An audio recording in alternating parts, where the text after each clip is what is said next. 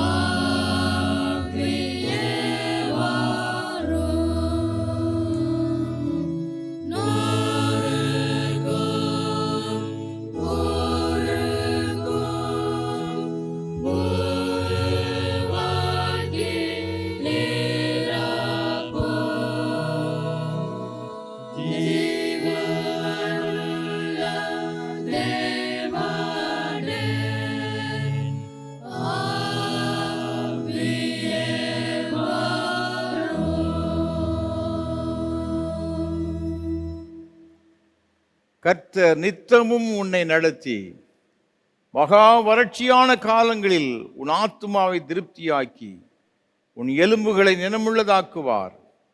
நீ நீர்ப்பாய்ச்சலான தோட்டத்தை போலவும் வற்றாத நீரூற்றை போலவும் இருப்பாய்.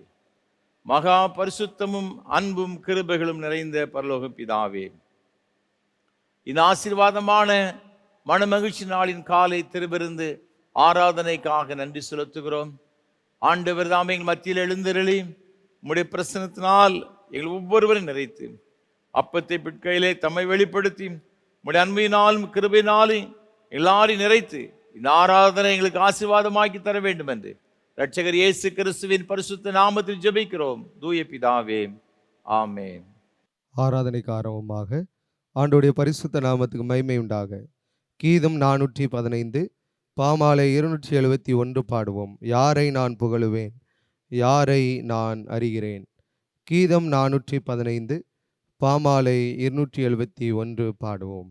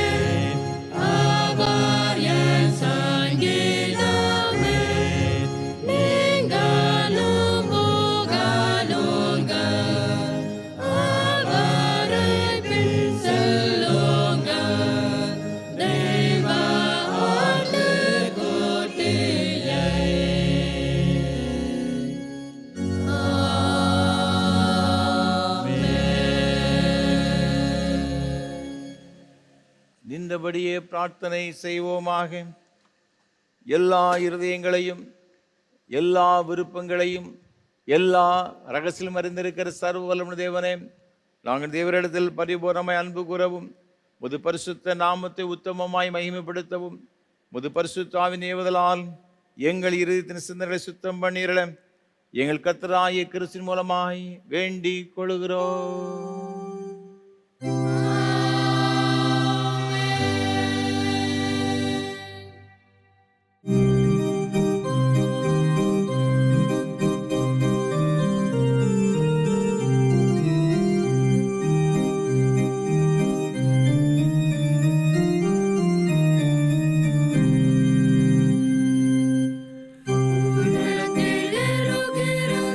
வணக்கு மகிமையும் பூமியிலே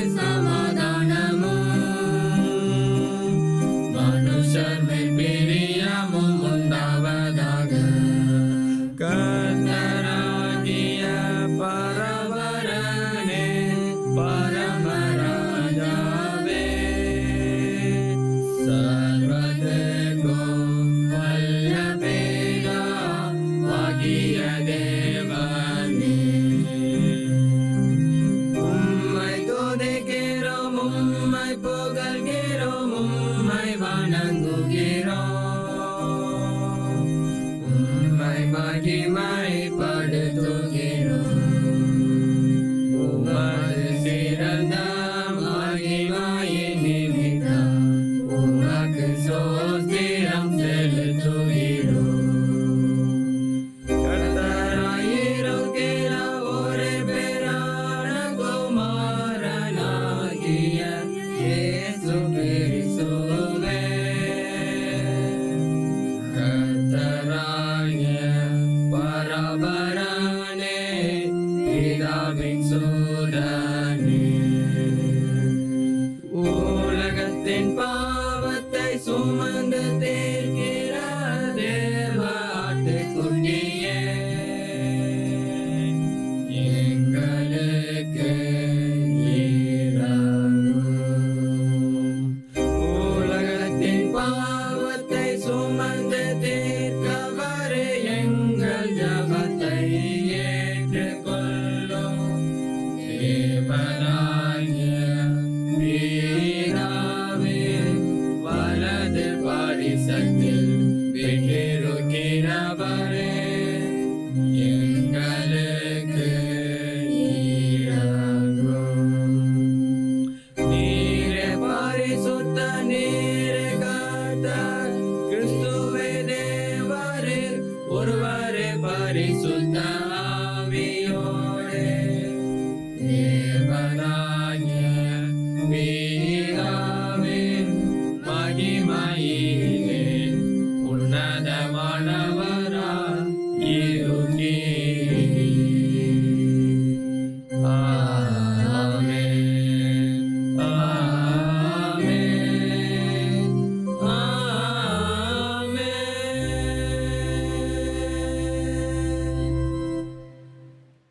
நம்முடைய கர்த்தராயிருக்கிற இயேசு கிறிஸ்து சொன்னதாவது, நம்முடைய தேவனாகிய கர்த்தர் ஒருவரே கர்த்தர். உன் தேவனாகிய கர்த்தரிடத்தில் உன் முழு இதயத்தோடும் முழு ஆத்மாவோடும் உன் முழு மனதோடும் உன் முழு பலத்தோடு அன்பு கூறுவாயாக என்பதை பிரதான கற்பனை.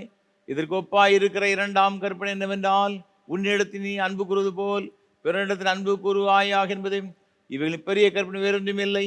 இவ்விரண்டு கற்பனைகளிலும் நியாயப்பிரமாண முழுமையும் தீர்க்க தரிசனங்களும் அடங்கியிருக்கிறது என்பதே.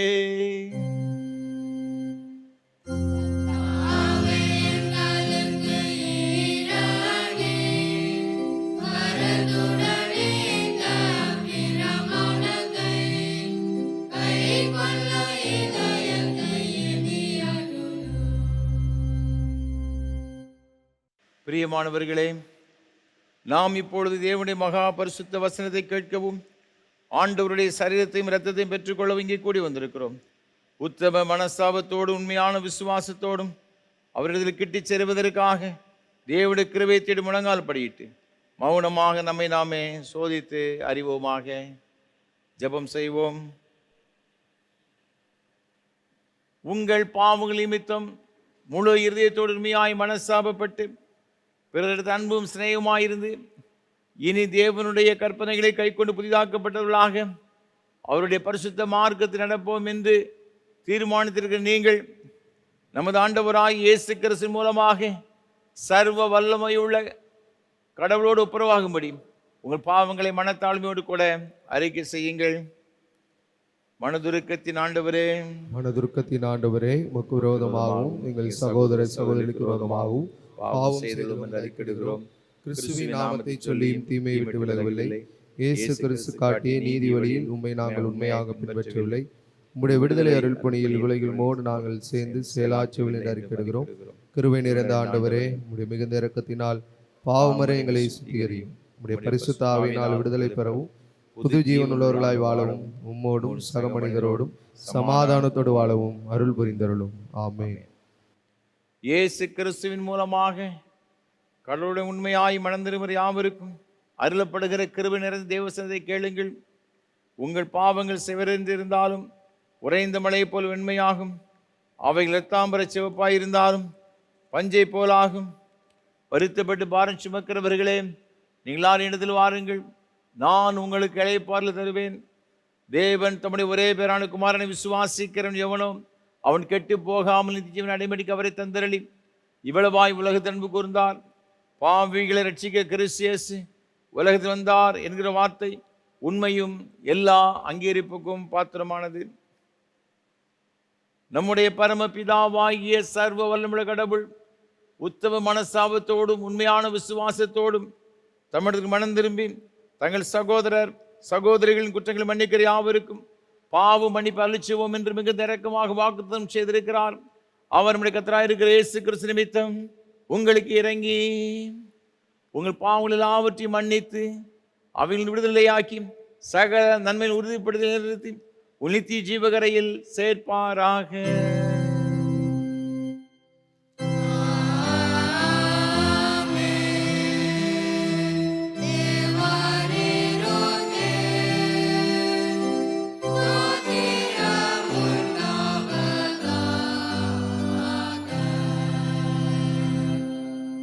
கர்த்தர் உங்களோடு இருப்பாராக.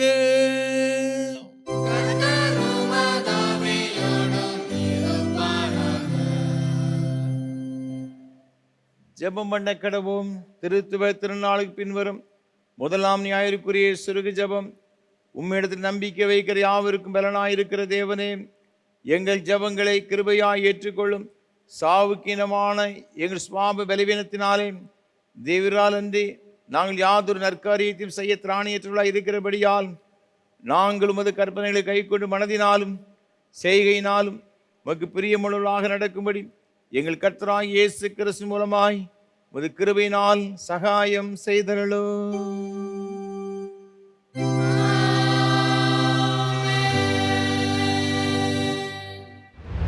வாசிக்கும்படியாக கொடுக்கப்பட்டுள்ள நிருபவாக்கியம் அப்போஸ்தலனாகிய பரிசுத்த பவுல் கொலோசேயர் திருச்சபைக்கு எழுதின நிருபம் 2ஆம் அதிகாரம் 1ஆம் வசனம் முதல் 9ஆம் வசனம் வரை. கொலோசேயர் 2ஆம் அதிகாரம் 1ஆம் வசனம் முதல். உங்களுக்காகவும் லவோதிக்கேயாவில் இருக்கிறவர்களுக்காகவும் சரீரத்தில் என் முகத்தை காணாதிருக்கிற மற்ற எல்லாருக்காகவும் மிகுந்த போராட்டம் எனக்கு உண்டென்று நீங்கள் அறிய விரும்புகிறேன். அவர்களுடைய இருதயங்கள் தேற்றப்பட்டு அவர்கள் அன்பினால் இணைக்கப்பட்டு பிதாவாகிய தேவனுக்கும் கிறிஸ்துவுக்கும் உரிய இரகசியத்தை அறிந்து கொள்ளுகிற உணர்வின் பூரண நிச்சயத்தினுடைய எல்லா ஐஸ்வர்யத்திற்கும் உரியவர்களாக வேண்டுமென்றே இப்படி விரும்புகிறேன். அவருக்குள் ஞானம் அறிவு என்பவைகளாகிய பொக்கிஷங்களெல்லாம் அடங்கியிருக்கிறது. ஒருவனும் நயவசனிப்பினாலே உங்களை வஞ்சியாதபடிக்கு இதை சொல்லுகிறேன். சரீரத்தின்படி நான் தூரமாயிருந்தும் ஆவியின்படி உங்களுடனே கூட இருந்து உங்கள் ஒழுங்கையும் கிறிஸ்துவின் மேலுள்ள உங்கள் விசுவாசத்தின் உறுதியையும் பார்த்து சந்தோஷப்படுகிறேன். ஆகையால் நீங்கள் கர்த்தராகிய கிறிஸ்து இயேசுவை ஏற்றுக்கொண்டபடியே அவருக்குள் வேர் கொண்டவர்களாகவும் அவர் மேல் கட்டப்பட்டவர்களாகவும் அவருக்குள் நடந்து கொண்டு நீங்கள் போதிக்கப்பட்டபடியே விசுவாசத்தில் உறுதிப்பட்டு தோத்திரத்தோடே அதிலே பெருகுவீர்களாக.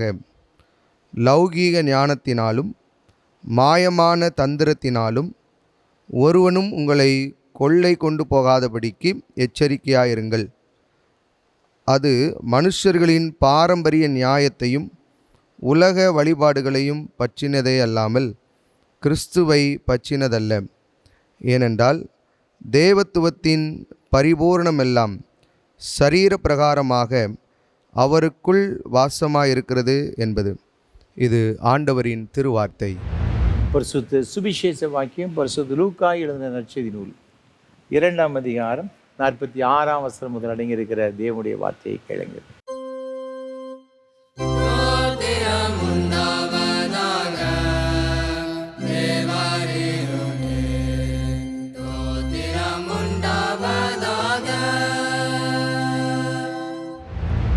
லூக்கா எழுதின சுவிசேஷம் 2ஆம் அதிகாரம் 46ஆம் வசனம் முதல். 3 நாளைக்கு பின்பு இயேசு தேவாலயத்தில் போதகர் நடுவில் உட்கார்ந்திருக்கவும் அவர்கள் பேசுகிறதை கேட்கவும் அவர்களை வினாவும் கண்டார்கள். அவர் பேச கேட்ட யாவரும் அவருடைய புத்தியையும் அவர் சொன்ன மாறு உத்தரவுகளையும் குறித்து பிரமித்தார்கள். தாய் தகப்பன்மாரும் அவரை கண்டு ஆச்சரியப்பட்டார்கள். அப்பொழுது அவருடைய தாயார் அவரை நோக்கி, மகனே, ஏன் எங்களுக்கு இப்படி செய்தாய்? இதோ உன் தகப்பனும் நானும் விசாரத்தோடு இவரை தேடினோமே என்றாள். அதற்கு அவர், நீங்கள் ஏன் என்னை தேடினீர்கள்? என் பிதாவுக்கு அடுத்தவைகளில் நான் இருக்க வேண்டியது என்று அறியீர்களா என்றார். தங்களுக்கு அவர் சொன்ன வார்த்தையை அவர்கள் உணர்ந்து கொள்ளவில்லை. பின்பு அவர் அவருடனே கூட போய் நாசரேத் ஊரில் சேர்ந்து அவர்களுக்கு கீழ்ப்படிந்திருந்தார். அவருடைய தாயார் இந்த சங்கதிகளை எல்லாம் தன் இருதயத்தில் வைத்து கொண்டாள். இயேசுவானவர் ஞானத்திலும் வளர்ச்சியிலும் தேவ கிருபையிலும் மனுஷ தயவிலும் அதிகமதிகமாய் விருத்தி அடைந்தார் என்பது இது கிறிஸ்துவின் நற்செய்தி.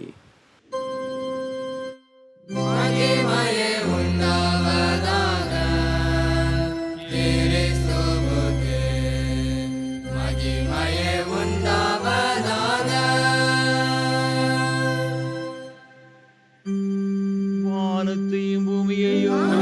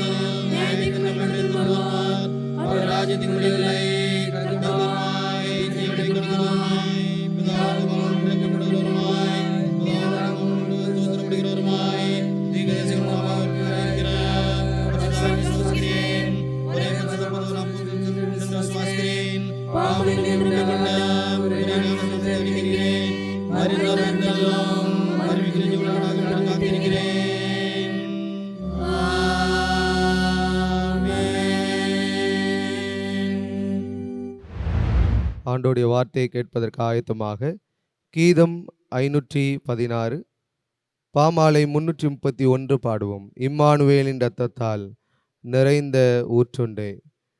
கீதம் 516 பாமாலை 331 பாடுவோம்.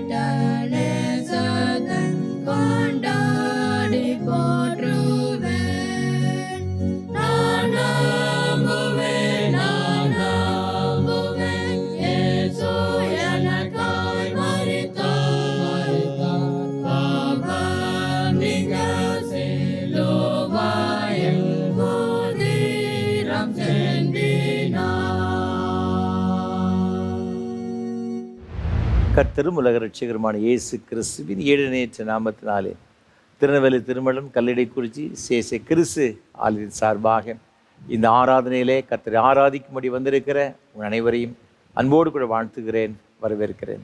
ஆண்டோடைய கிருபையும் ஆசீர்வாதம் உங்களோடு கூட இன்றும் இன்னும் சதா காலங்களிலும் நிலைத்திருப்பதாக. ஒவ்வொரு வாரம் உங்களோடு கூட சேர்ந்து கர்த்தரை ஆராதிப்பேன், மிகுந்த மகிழ்ச்சி அடைகிறேன். கர்த்தரை துதிக்கிறேன், ஆண்டவரை ஸ்தோத்தரிக்கிறேன்.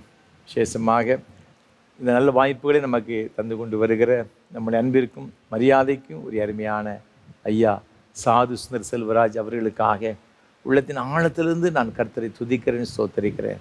நம்ம எல்லாரும் ஆண்டோடைய ஆசீர்வாதங்களை பெற்றுக்கொள்ள வேண்டும், கர்த்தரை ஆராதிக்க வேண்டும் என்ற ஒரு பெரிய தரிசனத்தோடு வாஞ்சியோடு கூட சாதை அவர்கள் நமக்கு இதை ஏற்படுத்தி கொடுத்திருக்கிறார்கள்.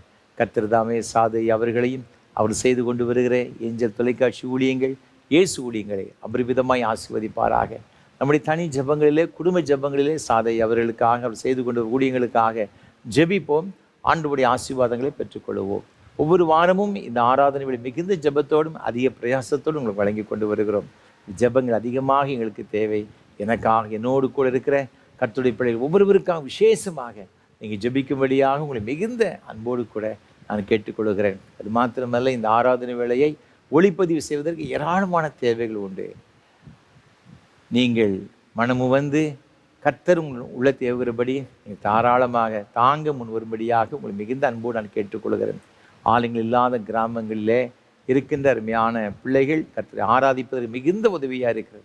அது மாத்திரமல்ல, முதியோர் இல்லங்களிலே வயதான நிலைமையிலே வீடுகளில் இருந்து கொண்டு ஆலயத்துக்கு செல்ல முடியாமல் இருக்கின்ற பலவீனப்பட்டவர்களுக்கு இந்த ஆராதனை மிகுந்த ஆசீர்வாதமாக இருப்பதினே நான் கர்த்தரை அதிகமாக துதிக்கிறேன், ஸ்தோத்தரிக்கிறேன். நீங்கள் செய்கிற உதவியானது இப்படிப்பட்ட பிள்ளைகளுக்கு நிச்சயமாகவே பேர் உதவியாக இருக்கும் என்பது சந்தேகம் கிடையாது. அவருடைய ஆசீர்வாதங்கள் நிச்சயமாகவே இம்மையிலும் மறுமையிலும் ஆயிரமாக பெற்றுக்கொள்வீர்கள் என்பது சந்தேகம் கிடையாது. ஆகவே நீங்கள் இந்த ஆராதனைகளை தாங்க முன்வாருங்கள். நிச்சயமாகவே கர்த்தருடைய ஆசீர்வாதங்களை நிறைவை பெற்றுக்கொள்வீர்கள் என்பது சந்தேகம் கிடையாது. இந்த நாளிலும் இந்த ஆராதனை வேளையை தாங்க முன் வந்திருக்கின்ற நாசிரியத்தை சார்ந்த திரு ராஜா சிங், திருமதி பிரமிளா ஜெயராணி அருமையான அம்மா, இந்த குடும்பத்தினருக்காக உள்ளத்தின் ஆழத்திலிருந்து கர்த்தரை துதிக்கிறேன், ஸ்தோத்தரிக்கிறேன். நம்முடைய ஊழியங்களை அதிகமாக நேசிக்கின்றவர்கள், நமக்காக ஜெபிக்கின்ற ஒரு அருமையான குடும்பத்தினர். கர்த்தர் தாமே இந்த அருமையான தம்பதிகளையும் தேவன் அவளுக்கு கொடுத்த அருமையான பிள்ளைகள், பேர குழந்தைகள் ஒவ்வொருவரையும் அபரிவிதமாக ஆசீர்வதிப்பாராக. ஏசாயா தீர்க்கதரிசன புஸ்தகம் 43ஆம் அதிகாரம் 1, 2 ஆகிய வசனங்களில் வேறு இவ்வாறாக சொல்லுகிறது. பயப்படாதே, உன்னை மீட்டு கொண்டேன், உன்னை பேர் சொல்லி அழைத்தேன், நீ என்னுடையவன். நீ தண்ணீர்களை கடக்கும்போது நான் உன்னோடு இருப்பேன், நீ ஆறுகளை கடக்கும்போது அவைகள் உன்மேல் புரளுவதில்லை. நீ அக்கினியில் நடக்கும்போது வேகாதிருப்பாய், அக்கினி ஜுவாலை உன் பேரில் பற்றாது என்ற ஆண்டவர் கொடுத்த வாக்கின்படியே ஆண்டவர் தாமே அருமையான பிள்ளைகளோடு கூட இருந்து எல்லா விதமான இக்கட்டுகள் எல்லாவற்றையும் அவளை பாதுகாத்து நல்ல சுகத்தையும் பலத்தையும் நீடித்த சுகவாழ்வையும் கற்றுக் கொடுத்து வழிநடத்துவாராக. அது மாத்திரமல்ல, இந்த ஆராதனை வேளைக்காக பல வகையில் ஜெபிக்கிற உங்கள் எல்லாருக்காகவும் கர்த்தரை துதிக்கிறேன். கர்த்தருடைய கிருபை உங்கள் அனைவரோடு கூட எப்பொழுது நிலைத்திருப்பதாக. ஆமென். தொடர்ந்து கர்த்தர் நம்மோடு கூட பேசும்படியாக நாம் ஜெபம் செய்வோம். நேசிக்கிற நல்ல தகப்பனே, உம்முடைய திருவார்த்தைகளை இப்பொழுதும் கேட்க வந்திருக்கிறோம். எங்களோடு கூட பேசும் ஆண்டவரே, இன்றைக்கு நாங்கள் கற்றுக்கொள்ளுகிற உம்முடைய வேத வசனங்கள் எங்கள் ஒவ்வொருவருக்கும் மிகவும் பிரயோஜனமாக இருக்க, எங்கள் வாழ்க்கையிலே நாங்கள் அதை பெற்றுக்கொண்டு ஒரு பெரிய ஆசீர்வாதத்தோடு கூட வாழுவதற்கு எங்களுக்கு உதவி செய்யும்படியே ஜெபிக்கிறோம். என்னை மறைத்து நீர் வெளிப்படும் மீட்பர் இயேசு கிறிஸ்துவின் பரிசுத்த நாமத்தில் ஜெபிக்கிறோம் தூய பிதாவே, ஆமென். கிறிஸ்துவுக்குள் மிகவும் பிரியமானவர்களே, மீண்டும் உங்கள் எல்லாரையும் அன்போடு கூட வாழ்த்துகிறேன். ஆண்டவருடைய கிருபையும் ஆசீர்வாதமும் இன்றும் என்றும் சதா காலங்களிலும் உங்களோடு கூட எப்பொழுதும் நிலைத்திருப்பதாக. இந்த நாளிலும் கூட நாம் சிந்திக்கும்படியாக நமக்கு கொடுக்கப்பட்டிருக்கின்ற தியான பொருள் இயேசு ஞானத்தின் ஊற்று. நமது ஆண்டவராகிய கர்த்தர் ஞானத்தின் ஊற்றாக பிறப்பிடமாக இருக்கிறார் என்று வசனம் சொல்லுகிறது. இந்த நாளிலே நம்முடைய அன்பு பிள்ளைகள் புதிய கல்வி ஆண்டுக்குள் செல்லுகின்ற அருமையான காலகட்டத்தில் நாம் வந்திருக்கிறோம். நமது பிள்ளைகளுக்கு ஞானத்தின் ஊற்றாயிருக்கிற நமது அன்பின் ஆண்டவராக இருக்கிற இயேசு கிறிஸ்துதாமே எல்லா விதமான ஞானத்தையும் கிருபைகளையும் தந்து நம்முடைய பிள்ளைகளை ஆசீர்வதித்து உயர்த்துவாராக. இந்த நாளிலும் கூட நாம் இந்த ஞானத்தை குறித்து உங்களோடு கூட ஒரு சில காரியங்களை நான் பகிர்ந்து கொள்ளும்படியாக விரும்புகின்றேன். நம் வேதத்தில் வாசித்து பார்க்கும் பொழுது கொலோசேயருக்கு நிருபம் 2ஆம் அதிகாரம் 3ஆம் வசனம் சொல்லுகிறது, அவருக்குள் ஞானம் அறிவு என்பவைகளாகிய பொக்கிஷங்கள் எல்லாம் அடங்கியிருக்கிறது. நீங்களும் நானும் ஆராதிக்கிற நமது ஆண்டவராகிய கர்த்தருக்குள் எல்லா ஞானமும் அறிவு இந்த பொக்கிஷங்களெல்லாம் அடங்கியிருக்கிறது சொல்லப்பட்டு இருக்கிறது. லூக்கா 2ஆம் அதிகாரம் 52ஆம் வசனத்தை வாசித்து பார்க்கும் பொழுது, இயேசுவானவர் ஞானத்திலும் வளர்த்தியிலும் தேவ கிருபையிலும் மனுஷ தயவிலும் அதிகமாய் விருத்தியடைந்தார் என்று எழுதப்பட்டிருக்கிறது. நீங்களும் நான் ஆராதிக்கிற ஆண்டவராய் கர்த்தர் இந்த பூமியிலே மானிட அவதாரம் எடுத்து வந்த பொழுது, அவர் வளரும் பொழுது ஞானமும் அவரோடு கூட சேர்ந்து எல்லா விதத்திலும் பூர்த்தியாக அவருக்குள்ளாக இருந்தது என்பதாக வேதம் சொல்லுகிறது. ரோமருக்கு நிருபம் 11ஆம் அதிகாரம் 33ஆம் வசனத்தை நாம் வாசித்து பார்க்கும் பொழுது, தேவனுடைய ஐஸ்வர்யம், ஞானம், அறிவு என்பவைகளின் ஆழம் எவ்வளவா இருக்கிறது என்று எழுதப்பட்டிருக்கிறது. ஆண்டவருடைய அறிவையோ ஞானத்தையோ நம்மால் அளவிடவே முடியாதாம். 104ஆம் சங்கீதத்தில் 24ஆம் வசனம் இவ்வாறாக சொல்லுகிறது, கர்த்தாவே உமது கிரியைகள் எவ்வளவு திரளாய் இருக்கிறது, அவைகள் எல்லாம் ஞானமாய் படைத்தீர், பூமி உம்முடைய பொருட்களினால் நிறைந்திருக்கிறது என்று சொல்லப்பட்டிருக்கு. ஆண்டவராகிய கர்த்தர் இந்த உலகத்தை ரொம்ப ஞானமாக படைச்சாராம். இந்த பூமி அவருடைய பொருட்களினால் நிரப்பப்பட்டிருக்கிறது என்பதாக சொல்லப்பட்டிருக்கிறது. சங்கீத நீதிமொழியின் புஸ்தகம் 3ஆம் அதிகாரம் 19ஆம் வசனத்தை வாசித்து பார்க்கும் பொழுது, கர்த்தர் ஞானத்தினாலே பூமியை அஸ்திபாரப்படுத்தி புத்தியினாலே வானங்களை ஸ்தாபித்தார். நீங்களும் நானும் வாழுகின்ற இந்த பூமியை ஆண்டவர் தமது ஞானத்தினாலே அஸ்திபாரப்படுத்தினார் என்று சொல்லப்பட்டிருக்கிறது. நாம் எரேமியாவின் புஸ்தகம் 10ஆம் அதிகாரம் 12ஆம் வசனம், 51ஆம் அதிகாரம் 15ஆம் வசனத்தை வாசித்து பார்க்கும் பொழுது, அவர் பூமியை தமது வல்லமையினால் உண்டாக்கி பூச்சக்கரத்தை தமது ஞானத்தினால் படைத்து வானத்தை தமது பேரறிவினால் விரித்தார் என்று எழுதப்பட்டிருக்கிறது. அப்போ ஆண்டவருடைய ஞானத்தை பாருங்க, அண்ட சராசரங்களையும் தமது ஞானத்தினாலே படைத்தாராம். அது மாத்திரமல்ல, இந்த வானத்தை தமது பேரறிவினால் அவர் விரித்தார் என்று சொல்லப்பட்டிருக்கிறது. ஆண்டவருக்குள் அவ்வளவு பெரிய ஞானம் நினைச்சதுன்னா இருக்கிறது. நீங்கள் வேதத்தில் வாசித்து பார்க்கும்போது, ஆகவே தான் இயேசுவானவர் இந்த உலகத்திலே 33 ஆண்டு காலங்கள் வாழ்ந்தார். 3.5 ஆண்டு காலங்கள் ஊழியம் செய்தார். அந்த ஊழியத்தை பார்த்த ஜனங்கள் என்ன சொன்னார்கள் பார்த்தீங்கன்னா, மார்க் 6ஆம் அதிகாரம் 2ஆம் வசனத்தில் இயேசு கிறிஸ்து பேசி அந்த பேச்சு அவருடைய வாழ்க்கையெல்லாம் பார்த்து அந்த ஞானத்தை குறித்து ரொம்ப ஆச்சரியப்பட்டார்கள் என்பதாக சொல்லப்பட்டிருக்கிறது. ஆண்டவருடைய ஞானம் அத்தனை பெரியது, அத்தனை மேன்மை உள்ளது. இந்த உலகத்தில் நம்ம பார்க்கும் பொழுது, நம்ம வேதத்தின் அடிப்படையில் பார்க்கும் 3 வகையான ஞானத்தை குறித்து சொல்லப்பட்டிருக்கிறது. ஒன்று கொரிந்தியருக்கு எழுதின நிருபம் 3ஆம் அதிகாரம் 19ஆம் வசனம் இவ்வுலகத்தின் ஞானத்தை குறித்து சொல்லப்பட்டிருக்கிறது. அந்த ஞானம் எப்படிப்பட்டதாம்? அது தேவனுக்கு முன்பாக பைத்தியமாக இருக்கிறது. அது இந்த உலகத்தின் ஞானம். யாக்கோபுக்கு எழுதின நிருபம் 3ஆம் அதிகாரம் 14, 15 ஆகிய வசனங்களை நாம் வாசித்து பார்க்கும் பொழுது, இங்கு இன்னொரு வகையான ஞானத்தை குறித்து சொல்லப்பட்டிருக்கிறது.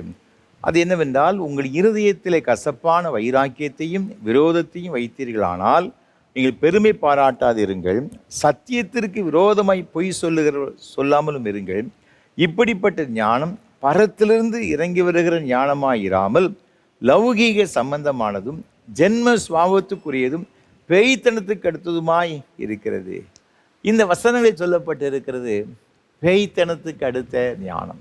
அது எப்படி இருக்குன்னு, அந்த ஞானம் ஒரு மனுஷனுக்குள் இருக்கும் பொழுது அது இருதயத்தில் கசப்பான ஒரு வைராக்கியம், விரோதம், பெருமை, இது எல்லாம் என்ன செய்யணும்னா நமக்குள்ளே இருக்கும். அப்படிலாம் இருந்ததுன்னா அது என்ன அப்படின்னு பார்த்தீங்கன்னா, அது பேய்க்கு அடுத்த ஞானம் என்று சொல்லப்பட்டிருக்கு. 3ஆவதாக ஒரு ஞானத்தை குறித்து இதே யாக்கோபுக்கு எழுதின 3ஆம் அதிகாரம் 17ஆம் வசனத்தில் சொல்லப்பட்டு இருக்கிறது. அது பரத்திலிருந்து வருகிற ஞானம். அது எப்படிப்பட்டதாக இருக்குமா? பரத்திலிருந்து வருகிற ஞானமோ முதலாவது சுத்தம் உள்ளதாயும், பின்பு சமாதானமும் சாந்தமும் இணக்கம் உள்ளதுமாயும் இரக்கத்தாலும் நற்கனிகளாலும் நிறைந்ததாயும் பட்சபாதம் இல்லாததாயும் மாயமற்றதுமாய் இருக்கிறது என்று சொல்லப்பட்டிருக்கிறது. பரத்திலிருந்து வருகிற ஞானம் அது சுத்தம் உள்ளதாக இருக்கும். அது சமாதானம், சாந்தம், அது மாத்திரமல்ல இணக்கம் உள்ளது, இரக்கம் உள்ளது, நற்கனிகளால் நிறைந்ததாக இருக்கும் என்று சொல்லப்பட்டு. இப்படி 3 வகையான ஞானத்தை குறித்து வேறு சொல்லப்பட்டிருக்கிறது. இந்த பரத்திலிருந்து வருகிற ஞானம்தான் ஆண்டவர் தருகிற ஞானம், ஆண்டவர் கூலி இருக்கிற அந்த ஞானம். அந்த ஞானத்தை ஆண்டவர் நமக்கு என்ன செய்கிறார்னா தருகிறார். அது எப்போ வேதத்தில் நீங்கள் வாசித்து பார்க்கும் பொழுது நீதிமொழி புஸ்தகம் 2ஆம் அதிகாரம் 6ஆம் வசனம் சொல்லுகிறது, கர்த்தர் ஞானத்தை தருகிறார், அவர் வாயிலிருந்து அறிவும் புத்தியும் வரும் என்று சொல்லப்பட்டது. ஆண்டவர் நமக்கு ஞானத்தை கொடுக்கிறார். இந்த ஞானத்தை நீங்களும் நானும் பெற்றுக்கொள்ள வேண்டும் என்று வேதம் நமக்கு கற்றுக் கொடுக்கிறது, ஆலோசனை கொடுக்கிறது. இந்த ஞானத்தை நாம் ஏன் பெற்றுக்கொள்ள வேண்டும் என்று சொன்னால், வேதத்தில் வாசித்து பார்க்கும் பொழுது பிரசங்கின் புஸ்தகம் 2ஆம் அதிகாரம் 13ஆம் வசனத்தில் ஞானம் உத்தமம் என்று கண்டேன் என்று சொல்லப்பட்டிருக்கிறது. இந்த ஞானம் ரொம்ப உத்தமமானது. 7ஆம் அதிகாரம் 12ஆம் வசனத்தை வாசித்து பார்க்கும்போது பிரசங்கின் புஸ்தகத்தில் ஞானம் கேடகம், திரவியமும் கேடகம் என்று சொல்லப்பட்டிருக்கு. ஆனால் இந்த ஞானம் தன்னை உடையவர்களுக்கு ஜீவனை தரும் என்று சொல்லப்பட்டிருக்கிறது. ஞானம் நமக்கு கேடகமாக மாத்திரமல்ல, நமக்கு ஜீவனை கொடுக்கிறதாக இருக்கிறது என்பதாக சொல்லப்பட்டிருக்கிறது. ஆகவே தான் பிரசங்கின் புஸ்தகம் 8ஆம் அதிகாரம் 1ஆம் வசனத்தை வாசித்து பார்க்கும் பொழுது ஞானம் உள்ளவனுக்கு ஒப்பானவன் யார் என்பதாக சொல்லப்பட்டிருக்கிறது. அது மாத்திரமல்ல, ஞானமுடைய முகம் என்ன செய்யுதுன்னா ஆண்டவர் பிரகாசிக்கப்படுகிறார் என்பதாக வேதத்தில் சொல்லப்பட்டிருக்கு. ஞானமுடைய முகம் பிரகாசிக்கின்றது என்பதாக சொல்லப்பட்டிருக்கு. அதே போல பிரசங்கின் புஸ்தகம் 9ஆம் அதிகாரம் 16ஆம் வசனத்தை வாசித்து பார்க்கும் பொழுது பலத்தை பார்க்கிலும் ஞானமே உத்தமம் என்று வேதத்தில் சொல்லப்பட்டிருக்கிறது. பாருங்கள் அன்பானவர்களே, இந்த ஞானம் அத்தனை மேன்மையுடையதாக இருக்கிறது. அது நமக்கு ஜீவனை கொடுக்கிறதாக, நம்முடைய முகத்தை பிரகாசிக்கத்தக்கதாக அது இருக்கிறதாக வேதத்தில் இங்கே சொல்லுகிறதை பார்க்கின்றோம். நீதிமொழி புஸ்தகத்தில் நீங்கள் வாசித்து பார்க்கும் 4ஆம் அதிகாரம் 7, 8 ஆகிய வசனங்களிலே ஆங்கிலத்தின் வேதம் இவ்வாறாக சொல்லுகிறது, ஞானமே முக்கியம், ஞானத்தை சம்பாதி, எண்ணத்தை சம்பாதித்தாலும் புத்தியை சம்பாதித்துக்கொள், நீ அதை மேன்மைப்படுத்து, அது உன்னை மேன்மைப்படுத்தும், நீ அதை தழுவிக்கொண்டால் அது உன்னை கனம் பண்ணும். இந்த உலகத்தில் என்னது ரொம்ப முக்கியம் அப்படின்னு பார்த்தீங்கன்னா ஞானம். எதை சம்பாதித்தாலும் சம்பாதிக்காவிட்டாலும் ஞானத்தை சம்பாதித்து கொள்ள வேண்டும். ஞானம் மூலம் இந்த ஒரு மனிதனுக்கு ஞானம் இருக்கும் என்று சொன்னால் அந்த ஞானம் அவனை என்ன மேன்மைப்படுத்தி விடுகிறது. அவன் உயர்ந்த ஸ்தானத்திற்கு என்ன செய்யுதுன்னா கொண்டு போய் விடுகிறது. அமெரிக்க தேசத்தில் சிறந்த அதிபராக இருந்தவர் ஆபிரகாம் லிங்கன். 1861ஆம் ஆண்டு அவர் மார்ச் மாதம் 4ஆம் தேதி அமெரிக்க தேசத்தின் அதிபராக அவர் பதவியேற்றார். ஆண்டவருக்கு பயந்த ஒரு சிறந்த ஒரு தேவ மனுஷன். அவருடைய தோற்றமெல்லாம் ரொம்ப பார்க்கக்கூடிய அந்த அளவிற்கு ஒரு அழகான தோற்றமெல்லாம் கிடையாது, பார்த்துக்கிட்டே. ஆனால் ஆண்டவர் மீது அளவு கடந்த ஒரு பக்தி நிறைந்த ஒரு மனிதன், ஒரு சிறந்த ஒரு மனிதாவும் உள்ள ஒரு மனிதராக அவர் அமெரிக்க தேசத்திலே அவர் போற்றப்படுகின்றார். அவர் அதிபராக பதவியேற்ற பிறகு அப்பொழுது இந்த உள்நாட்டு போர், இந்த புரட்சி படைகள் நிமித்தமாக பல கஷ்டங்களை இந்த அமெரிக்க தேசம் சந்தித்து கொண்டிருந்தது. இவர் பதவியேற்ற நாட்களில் ஏராளமான உள்நாட்டு குழப்பங்கள், பிரச்சனைகள் ஒன்றன் பின் ஒன்றாக வந்து கொண்டிருந்தது. அப்பொழுது தன்னுடைய படைக்கு செக்ரட்டரியாக, த செக்ரட்டரி ஆஃப் வார், அதாவது இந்த போர் படைக்கு செக்ரட்டரியாக ஒரு அருமையான மனிதரை அவர் நியமித்தார். அவருடைய பெயர் எட்வின் மெக்மாஸ்டர்ஸ் ஸ்டாண்டன் என்று பெயர். இந்த எட்வின் ஸ்டாண்டன் என்பவரை அந்த பதவிக்கு நியமித்த உடனே நிறைய பேர் அவர்கிட்ட வந்து சொன்னாங்க, நீங்கள் ஏன் இவரை இந்த உயரிய பொறுப்பை அவருக்கு கொடுக்க வேண்டும், உயரிய ஒரு பதவி எதற்கு கொடுக்க வேண்டும் என்று பல பேர், இது ஆபிரகாம் லிங்கனோடு மிகுந்த நெருக்கத்தோடு கூட இருந்த நபர்கள் வந்து சொன்னார்கள்.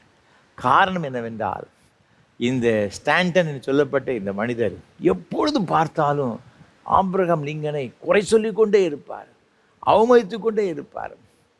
இவரும் வக்கீலாக பணியாற்றியவர் ஆபிரகாம் லிங்கன். இந்த ஸ்டாண்டன் சொல்லப்பட்ட மனிதரும் கூட ஒரு வக்கீல் தொழிலை செய்து கொண்டிருந்தவர்கள். ஆரம்ப காலத்தில் ஒன்றாகலாம் பணியாற்றியிருக்கிறாங்க. இவருடைய தோற்றத்தையும் இவருடைய பின்னணியையும் கொண்டு அவர் என்ன சொல்வார்னு பார்த்தீங்கன்னா, இவரை பற்றி லாங் ஆர்ம் ஏப் அப்படின்னு சொல்லுவாங்க. அப்படின்றால் நீண்ட கரங்களை உடைய குரங்கு அப்படின்னு சொல்வார். அந்த அளவிற்கு இவரை மிக பயங்கரமாக அவரை அவமதித்து அவரை அற்பமாக எண்ணுகின்ற ஒரு மனிதன் தான் இந்த ஸ்டாண்டன். ஆனால் அவரை தான் இந்த போர்படைக்கு செக்ரட்டரியாக நியமித்திருக்கிறார். அவங்க எல்லாரும் சொன்னாங்க, இப்படி உங்களை தாறுமாறாக விமர்சித்தவர், கீழ்த்தரமை பேசின மனிதனுக்கு ஏன் கொடுக்க வேண்டும்? இப்பொழுது அவர் அமைதியாக சொன்னார், இப்பொழுது இருக்கின்ற சூழ்நிலையிலே இந்த படையை நடத்துவதற்கு திறமையான மனிதர் இவர்தான். இவரை நியமித்தால்தான் இந்த பிரச்சனை நமக்கு ஒரு முடிவுக்கு வரும். ஆகவே தான் இதை நான் தீர யோசித்து செய்தேன் என்று சொல்லி அவரை அந்த பதவிக்கு அமர்த்தினாராம். ஸ்டாண்டனே ரொம்ப ஆச்சரியப்பட்டார். நம்ம எப்போது இவரை கிரிட்டிசைஸ் பண்ணிக்கிட்டே இருக்கிறோமே, இவர் நமக்கு போய் இந்த பதவியை கொடுத்துருக்கிறான்னு சொல்லி. ஆனால் எத்தனையோ கிரிட்டிசிசம் வந்த பொழுதும் கூட ஆபிரகாம் லிங்கன் தான் எடுத்த முடிவில் ரொம்ப சரியாக இருந்தார். சில வருடங்கள் மாதங்கள் கழிந்தது. அந்த பிரச்சனை எல்லாம் முற்றுப்புள்ளியாகிவிட்டது. இந்த ஸ்டாண்டன் இந்த ஆபிரகாம் லிங்கனை அப்படியே கூர்மையாக கவனித்து கொண்டே வருகிறார். இவர்கிட்ட இருக்கின்ற அந்த ஞானம், பொறுமை, தாழ்மை, அன்பு, கரிசனை எல்லாம் பார்த்த உடனே இவர் எப்படியெல்லாம் இவர் அவமதித்திருந்தாரோ அந்த எல்லா சிந்தனைகளும் இவர்கிட்ட அப்படியே மாறி போய்விட்டது. 1865 ஆண்டில் ஏப்ரல் மாதம் 15 ஆபிரகாம் லிங்கன் துப்பாக்கியால் சுடப்பட்டு படுகொலை செய்யப்பட்டார். அமெரிக்க தேசமே கண்ணீர் விட்டது. இந்த ஸ்டாண்டன் மனம் உடைந்து போனார். ஒரு காலத்தில் இந்த ஆபிரகாம் லிங்கனை அவ்வளவு ரொம்ப அற்பமாய் நினைத்த ஒரு மனிதன் மனம் உடைந்து போய் அவர் சொன்னார். என்ன சொன்னார் பார்த்தீங்கன்னா, now he belongs to the ages. உலக புகழ்பெற்ற ஒரு வார்த்தை அவர் சொன்னார். ஆபிரகாம் லிங்கன் இப்பொழுது வரலாற்றுக்கு சொந்தமானவராக மாறிவிட்டார். எல்லா தலைமுறை மக்களுக்கும் இவர் சொந்தமானவராக வரலாற்றில் இடம் பிடித்து விட்டார் என்பதாக அவர் சொன்னார். இதே போல் ஒரு ஞானமுள்ள ஒரு மனிதனை நான் பார்க்கவில்லை என்று சொன்னார். அன்பான ஆண்டவருடைய பிள்ளைகளே, இந்த ஞானம் ஒரு மனிதனுடைய வாழ்க்கையில் இருக்கும் பொழுது எப்படிப்பட்ட ஒரு சிக்கலான பிரச்சனைகளையும் அதை சரி செய்துவிட்டு அந்த சிக்கலிருந்து அவனை உயர்த்தி மேன்மையான இடத்து கொண்டு செல்வது எதுன்னு பார்த்தீங்கன்னா ஞானம். ஆண்டவர் சொல்கிறாரு, நான் இந்த ஞானத்தை தருவேன் என்று சொல்லுகிறார்.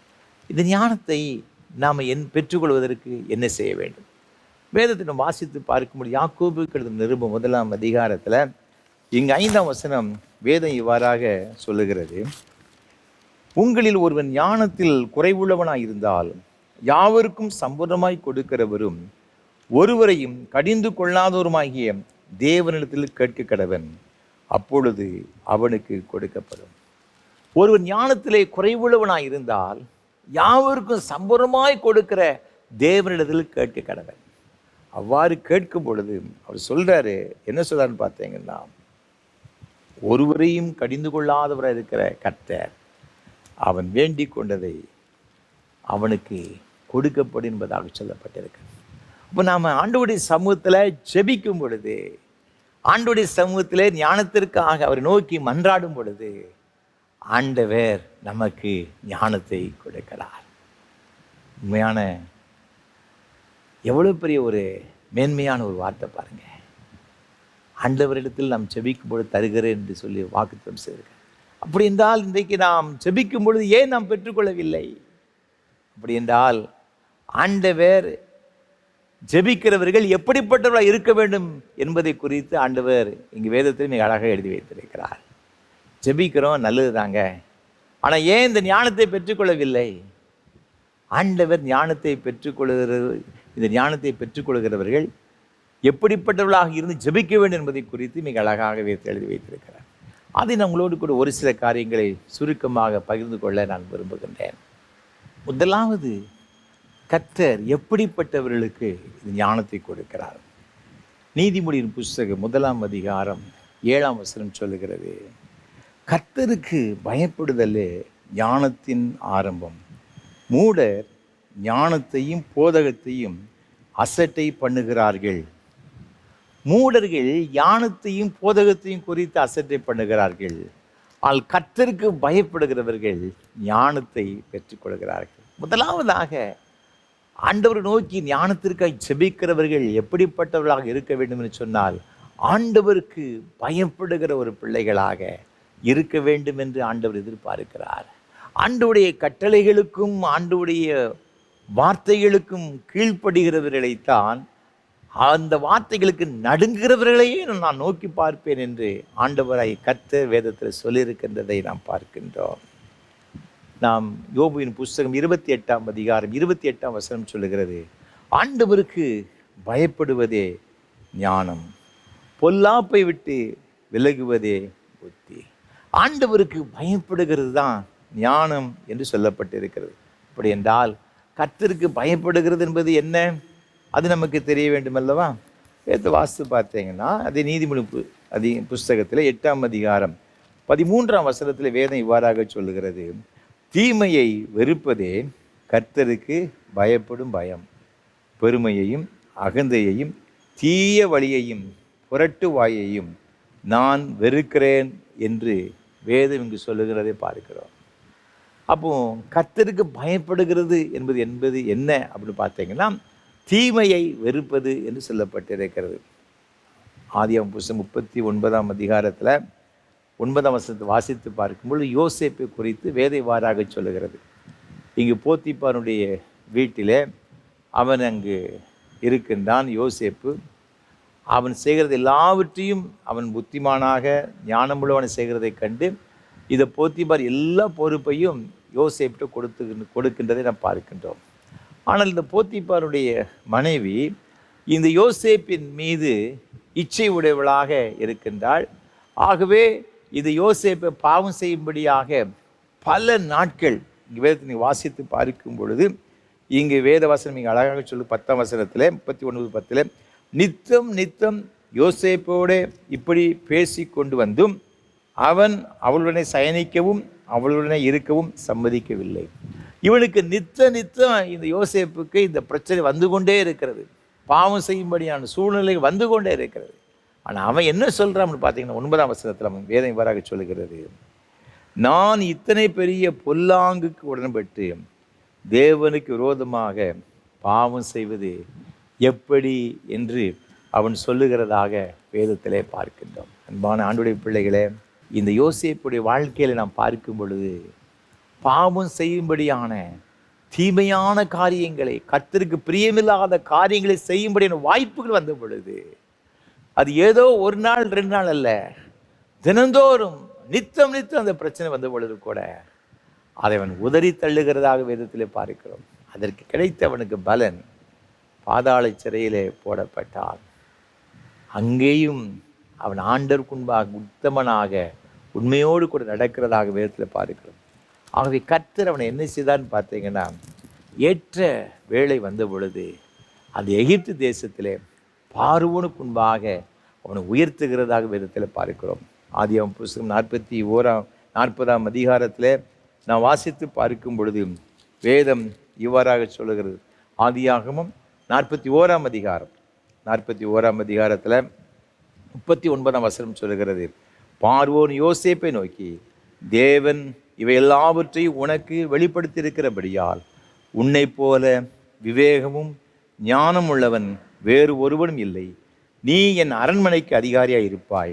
உன் வாக்கின்படியே என் ஜனங்கள் எல்லாரும் அடங்கி நடக்க கடவர்கள். சிங்காசனத்தில் மாத்திரம் உன்னிலும் நான் பெரியவனாய் இருப்பேன் என்றார் என்பதாக சொல்லப்பட்டிருக்கிறது. பாருங்க, இது ஞானத்தை உடையவனாக இந்த யோசேப்பு இருந்தபடினால்தான் எகிப்து தேசத்தில் கர்த்தர் அவனை எதிர்த்துதானே உயர்த்தினார். ஆகவே தான் இங்கு நீதிமொழி புஸ்தகம் 4ஆம் அதிகாரம் 8ஆம் வசனத்தில் இந்த ஞானத்தை நீ மேன்மைப்படுத்தும் பொழுது அது உன்னை மேன்மைப்படுத்தும், நீ அதை தழுவிக்கொண்டால் அது உன்னை என்ன செய்யும், கனம் பண்ணும். பாருங்க, இந்த ஞானம் யாருக்கு வரும்? கர்த்தருக்கு பயப்படுற மனிதனுக்கு. இந்த யோசேப்பு கர்த்தருக்கு பயப்படுகிற மனிதனாக தீமையை வெறுத்த ஒரு மனிதனாக இருந்தபடினால அவனுக்குள்ள இந்த ஞானம் அந்த தேசத்தில் ஒரு உயர்ந்த இடத்துக்கு கொண்டு போயிட்டு, அவன் இருந்த இடம் பாதாள ஒரு சிறை. அவனுக்கு யாருமே கிடையாதுங்க ரெக்கமெண்டேஷனுக்கு, அதிலிருந்து தூக்கி மேலே கொண்டு வருவதற்கு, விடுதலையாக்குவதற்கு. ஆனால் அந்த ஞானம் என்ன செய்யுதுன்னு பார்த்தீங்கன்னா ஒரு மேன்மையான ஒரு இடத்திற்கு கொண்டு செல்கிறதை பார்க்கிறார். அந்த ஞானம் தாங்க ஆண்டவர் தருகிற ஒரு ஞானம். ஆண்டவருடைய பிள்ளைகளே, இன்றைக்கு நம்முடைய வாழ்க்கையில் நம்மை மேன்மைப்படுத்த ஆண்டவர் விரும்புகிறார். நம்முடைய பிள்ளைகளை கர்த்தர் மேன்மைப்படுத்த உயர்த்த விரும்புகிறார். இந்த கல்வி ஆண்டில் நம்முடைய பிள்ளைகள் எல்லாவித சிறந்த ஒரு பிள்ளைகளாக மேன்மையான ஒரு இடத்தில் கொண்டு வருவதற்கு தேவன் விரும்புகிறார். அப்படி என்றால் நம்முடைய பிள்ளைகளுக்கு என்ன தேவை தெரியுமா? ஆண்டவருடைய ஞானம். இந்த ஞானத்தை நம்ம ஜெபிக்கும் பொழுது ஆண்டவர் தருகிறார். ஆனால் எப்படிப்பட்டவர்களாக நம்ம பிள்ளைகள் இருக்கணும், நாம் இருக்கணும் பார்த்தீங்கன்னா, ஆண்டவருக்கு பயப்படுகிற ஒரு பிள்ளைகளாக. நம்ம ஜெபித்தால் மாத்திரம் போகாதுங்க. நம்முடைய தனிப்பட்ட வாழ்க்கையில் கர்த்தருக்கு பயப்படுற பயம், தீமை வெறுக்கிற வெறுப்பு. தீமைக்கு நமக்கு சம்பந்தம் கிடையாது, பாவத்துக்கு நமக்கு சம்பந்தம் கிடையாது.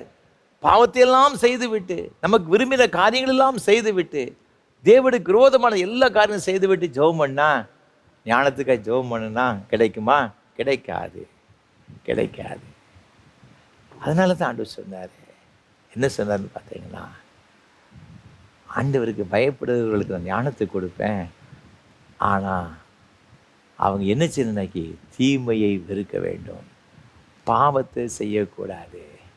எனக்கு முன்பாக என் கட்டளையின்படி நடந்து, என் வேத வசனத்துக்கு நடுங்கி, என் வார்த்தையின்படி யார் வாழுகிறார்களோ அவர்கள்தான் எனக்கு பயப்படுகிறவர்கள். அவர்கள் ஜெபிக்கும் பொழுது நான் ஞானத்தை தருவேன் என்று ஆண்டவர் வாக்குத்தத்தம் செய்திருக்கிறார். இரண்டாவதாக நாம் பார்க்கும் பொழுது ஆண்டவர் எப்படிப்பட்டவர்களுக்கு ஞானத்தை கொடுக்கிறார். நீதிமொழி புஸ்தகம் 11ஆம் அதிகாரம் 2ஆம் வசனத்தில் வேதம் இவ்வாறாக சொல்லுகிறது: அகந்தை வந்தால் லட்சையும் வரும், தாழ்ந்த சிந்தை உள்ளவர்களிடத்தில் ஞானம் உண்டு. ஞானம் யாருக்கு வரும் அப்படின்னு பார்த்தீங்கன்னா, தாழ்ந்த சிந்தை உடையவர்களுக்கு. அப்படி என்றால் என்ன பொருள்? தாழ்மையாக, தாழ்மை சிந்தை நமக்குள் என்ன செய்யணும்னா இருக்க வேண்டும். தேவன் அப்படிப்பட்டவர்களுக்கு தான் தம்முடைய ஞானத்தை என்ன செய்தார்னா கொடுக்கிறாரு. வேதத்தில் வாசித்து பார்க்கும் லூக்கா எழுதின சுவிசேஷத்தில் 18ஆம் அதிகாரம் 14ஆம் வசனத்தில், தன்னை உயர்த்துகிறவன் எவனும் தாழ்த்தப்படுவான், தன்னை தாழ்த்துகிறவன் என்ன செய்தான்னா உயர்த்தப்படுவான். தாழ்மை உள்ளவர்களுக்கு தேவன் தமது கிருபை என்ன செய்கிறார்னா கொடுக்கிறார் என்பதாக வேத வசனம் சொல்லுகிறது. நம்முடைய வாழ்க்கையில் ஆண்டவர் என்ன எதிர்பார்க்கிறார்னு பார்த்தீங்கன்னா, ஆண்டவருக்கு முன்பாக நம்ம தாழ்ந்த சிந்தை உடையவர்களாக இருக்க வேண்டும், தாழ்மையுடையவர்களாக இருக்க வேண்டும். ஆபிரகாம் ஆண்டவருடைய சமூகத்தில் வந்தான். ஆண்டவர் சொன்னார், நான் சோதோம் குமோரா பட்டத்தை அழிக்கப் போகிற சொன்ன உடனே ஆபிரகாமை தன்னுடைய சிநேகிதன் என்று ஆண்டவர் சொன்னார். திரளான ஜனங்களுக்கு அவனை தகப்பனாக்கினேன் என்று சொல்லி அவனுடைய பெரிய வாக்குத்தத்தத்தை பெற்றுக்கொண்டவன் தான் இந்த ஆபிரகாம். ஆண்டவருடைய சமூகத்துக்கு வரும்போது அவன் என்ன சொல்ல தெரியுமா? ஆண்டவரே, இதோ நான் தூசியும் சாம்பலுமாக இருக்கிறேன், நான் தூசியும் சாம்பலுமாக இருக்கிறேன். அவ்வளவாய் தன்னை தாழ்த்தினதாக வேதத்திலே நாம் பார்க்கின்றோம். நீ 1 ராஜாக்கள் புஸ்தகம் 3ஆம் அதிகாரத்தில் வாசித்து பார்க்கும் பொழுது 5ஆம் வசனத்தில் ஆண்டவர் கிபியோனிலே சாலமோனுக்கு கர்த்தர் தரிசனமாகிறார். அவர் சொல்றாரு, கிபியோனிலே கர்த்தர் சாலமோனுக்கு ராத்திரியில் சொப்பனத்தில் தரிசனமாகி, நீ விரும்புகிறதை என்னிடத்தில் கேள் என்று தேவன் சொன்னார். ஆண்டவனை பார்த்து கேட்குற, உனக்கு என்னப்பா வேணும்? அப்போ என்ன கேட்குறேன் பாருங்க. 7ஆம் வசனத்தில் சொல்லப்பட்டிருக்கிறது, இப்போதும் என் தேவனாகிய கர்த்தாவே, தேவரே உமது அடியேனை என் தகப்பனாகிய தாவீதின் ஸ்தானத்தில் ராஜாவாக்கினீரே. நானோ வென்றால் போக்குவரவு அறியாத சிறு பிள்ளையாயிருக்கிறேன். அவன் சொல்லுகிறான், என் தகப்பனாகிய தாவீதின் அந்த சிங்காசனத்தில், அந்த ஸ்தானத்தில் என்னை ராஜாவாக நீ உயர்த்தினீர். சாலமோனுடைய சகோதரர்கள் எத்தனையோ பேர் இருக்கிறாங்க, ஆனால் எனக்கு நீ இவ்வளவு பெரிய கிருபை பாராட்டினீர். நானும் போக்குவரவு அறியாத சிறு பிள்ளையாக இருக்கிறேன். அவர் சொல்ல தொடர்ந்து நீங்கள் வேதத்தில் வாசித்து பார்க்கும் பொழுது 8ஆம் வசனத்தில் சொல்லுகிறான், நீர் தெரிந்து கொண்டதும் ஏராளத்தினால் எண்ணிக்கை அடங்காததும் இலக்கத்திற்கு உட்படாததுமான திரளான ஜனங்களாகி உமது ஜனத்தின் நடுவில் அடியேன் இருக்கிறேன்.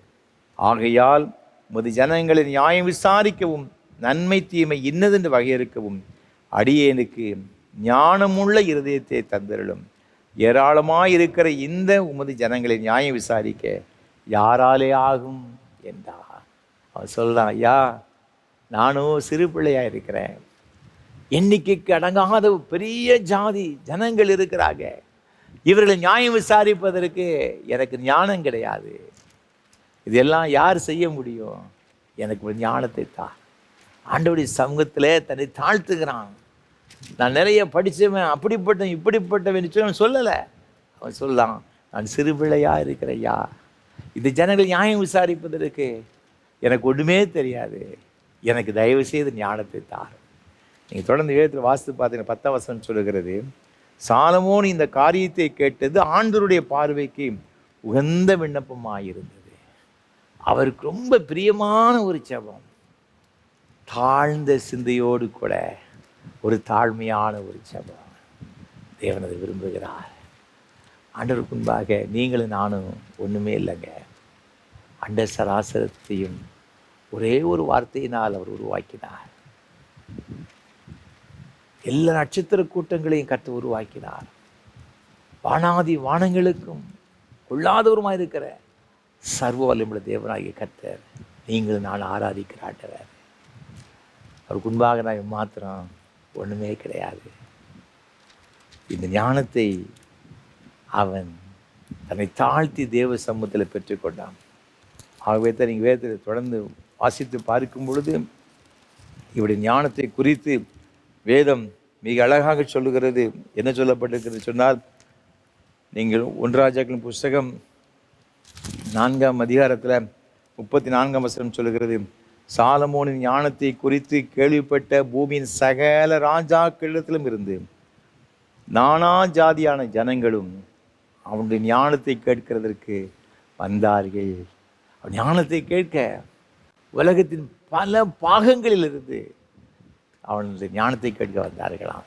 அது மாத்திரமல்ல, 3ஆம் அதிகாரம் 27ஆம் வசனம் சொல்லப்பட்டிருக்கிறது, தேவன் அருளிய ஞானம் ராஜாவுக்கு உண்டென்று கண்டு அவனுக்கு பயந்தார்கள். அன்பானவர்களே, இந்த ஞானம் ஒரு மனிதனுடைய வாழ்க்கையில் வரும் பொழுது உயர்ந்த ஒரு ஸ்தானத்திற்கு அவனை கொண்டு செல்ல விடுகிறது. எல்லா உலகத்தின் பல நாடுகளிலிருந்து சாலமோன் ஞானத்தை கேட்க வந்தார்கள் என்று சொல்லப்பட்டிருக்கு. அதற்கு காரணம் அவனுடைய ஜெபம் ரொம்ப உகந்த ஒரு ஜெபமாக இருந்துச்சான், கர்த்தருக்கு பிரியமுள்ள ஒரு ஜெபமாக இருந்துச்சான். அவன் எப்படி ஜெபம் பண்ணினான்னு பார்த்தீங்கன்னா, தன்னை தேவ சமூகத்தில் தாழ்த்தி ஜெபம் பண்ணினான். அவனுடைய சமூகத்தில் வரும் பொழுது நம்முடைய அறிவோ ஞானமோ ஆஸ்தியோ தொழிலோ வேலையோ எல்லாம் குப்பங்க. ஆண்டவருடைய சமூகத்தில் வரும் பொழுது நம்ம ஒன்றுமே இல்லை, ஒரு துடைத்து போடுகிற ஒரு அழுக்கை போல இருக்கிறோம். பவுல் சொல்கிறார், எனக்கு லாபமாக இருந்த எல்லாவற்றையும் நஷ்டம் என்று விட்டேன், குப்பையாக எண்ணுகிறேன், கிறிஸ்துவை பற்றி அறிகிற அறிவின் மேன்மைக்கு இது எதுவுமே ஈடாகாது என்பதாக அப்படி சொல்லுகிறதாக வேதத்தில் பார்க்கிறோம். நம்ம அப்படிப்பட்ட ஒரு சிந்தையோடு கூட ஆண்டவருடைய சமூகத்தில் வரும்பொழுது நிச்சயமாக ஆண்டவர் தருகிற அந்த ஞானத்தை பெற்றுக்கொள்ள முடியும். உலகத்தின் பல இடங்களிலிருந்து சாலமோன் ஞானத்தை கேட்பதற்கு கூட்டமாக வந்தாங்களா? இன்றைக்கு ஆண்டவர் அந்த ஞானத்தை தேவன் நமக்கு தருவேன் என்று வாக்குத்தத்தம் செய்திருக்கிறார். நம்முடைய சந்ததிகளுக்கு, நம்முடைய பிள்ளைகளுக்கு தருவேன் சொல்லியிருக்கிறார். என்றால் நாம் என்ன செய்யணும்னா, ஆண்டவருக்கு பயப்படுகிறவர்களாக இருக்கணும். ஆண்டவருக்கு பயப்படுதல் என்பது தீமையை வெறுக்கிறவர்களாக, பாவமான காரியங்களை வெறுக்கிறவர்களாக நாம் இருக்க வேண்டும். அது மாத்திரமல்ல, தேவ சமூகத்தில் ஒரு தாழ்ந்த ஒரு சிந்தையோடு கூட நம்மை தாழ்த்தி நாம் வர வேண்டும். 3ஆவதாக வேதத்தில் நாம் பார்க்கும் பொழுது எப்படிப்பட்டவர்களுக்கு ஆண்டவர் இந்த ஞானத்தை கொடுக்கிறார். அகந்தையினால் மாத்திரம் வாது பிறக்கும், ஆலோசனையை கேட்கிறவரிடத்திலோ ஞானம் உண்டு.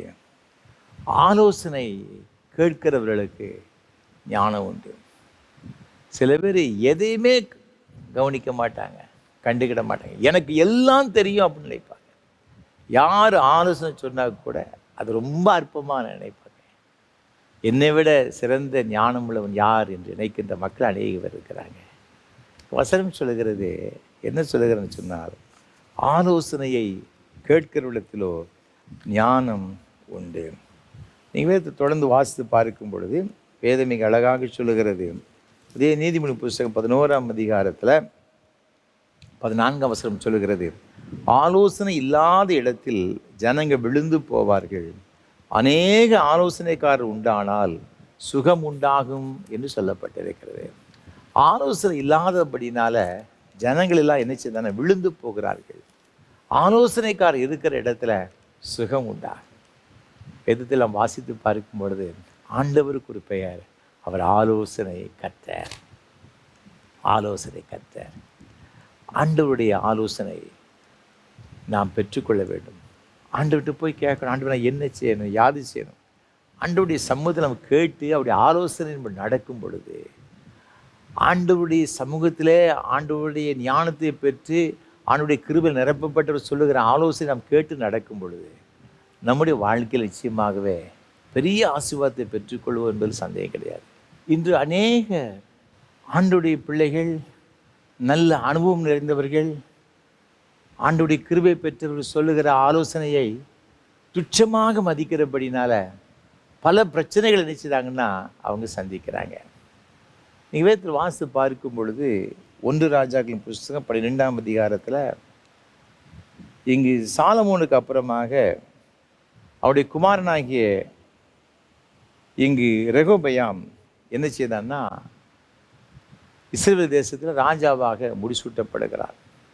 சாலமோனுக்கு அப்புறமாக முடிசூட்டப்பட்ட பிறகு இவளை தேடி அந்த தேசத்தின் மக்கள்லாம் வர்றாங்க.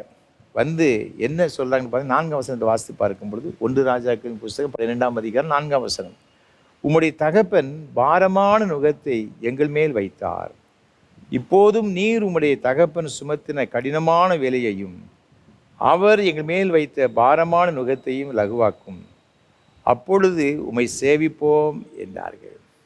ஜனங்கள் சாலமோனுடைய காலத்தில் ரொம்ப கஷ்டப்பட்டுருக்கிறாங்க. ஒரு சிறந்த ஞானவன் தான் சாலமோன் ராஜா, அதில் சந்தேகம் கிடையாது. ஆனாலும் ஜனங்கள் கொஞ்சம் கஷ்டப்பட்டுருக்கிறாங்க.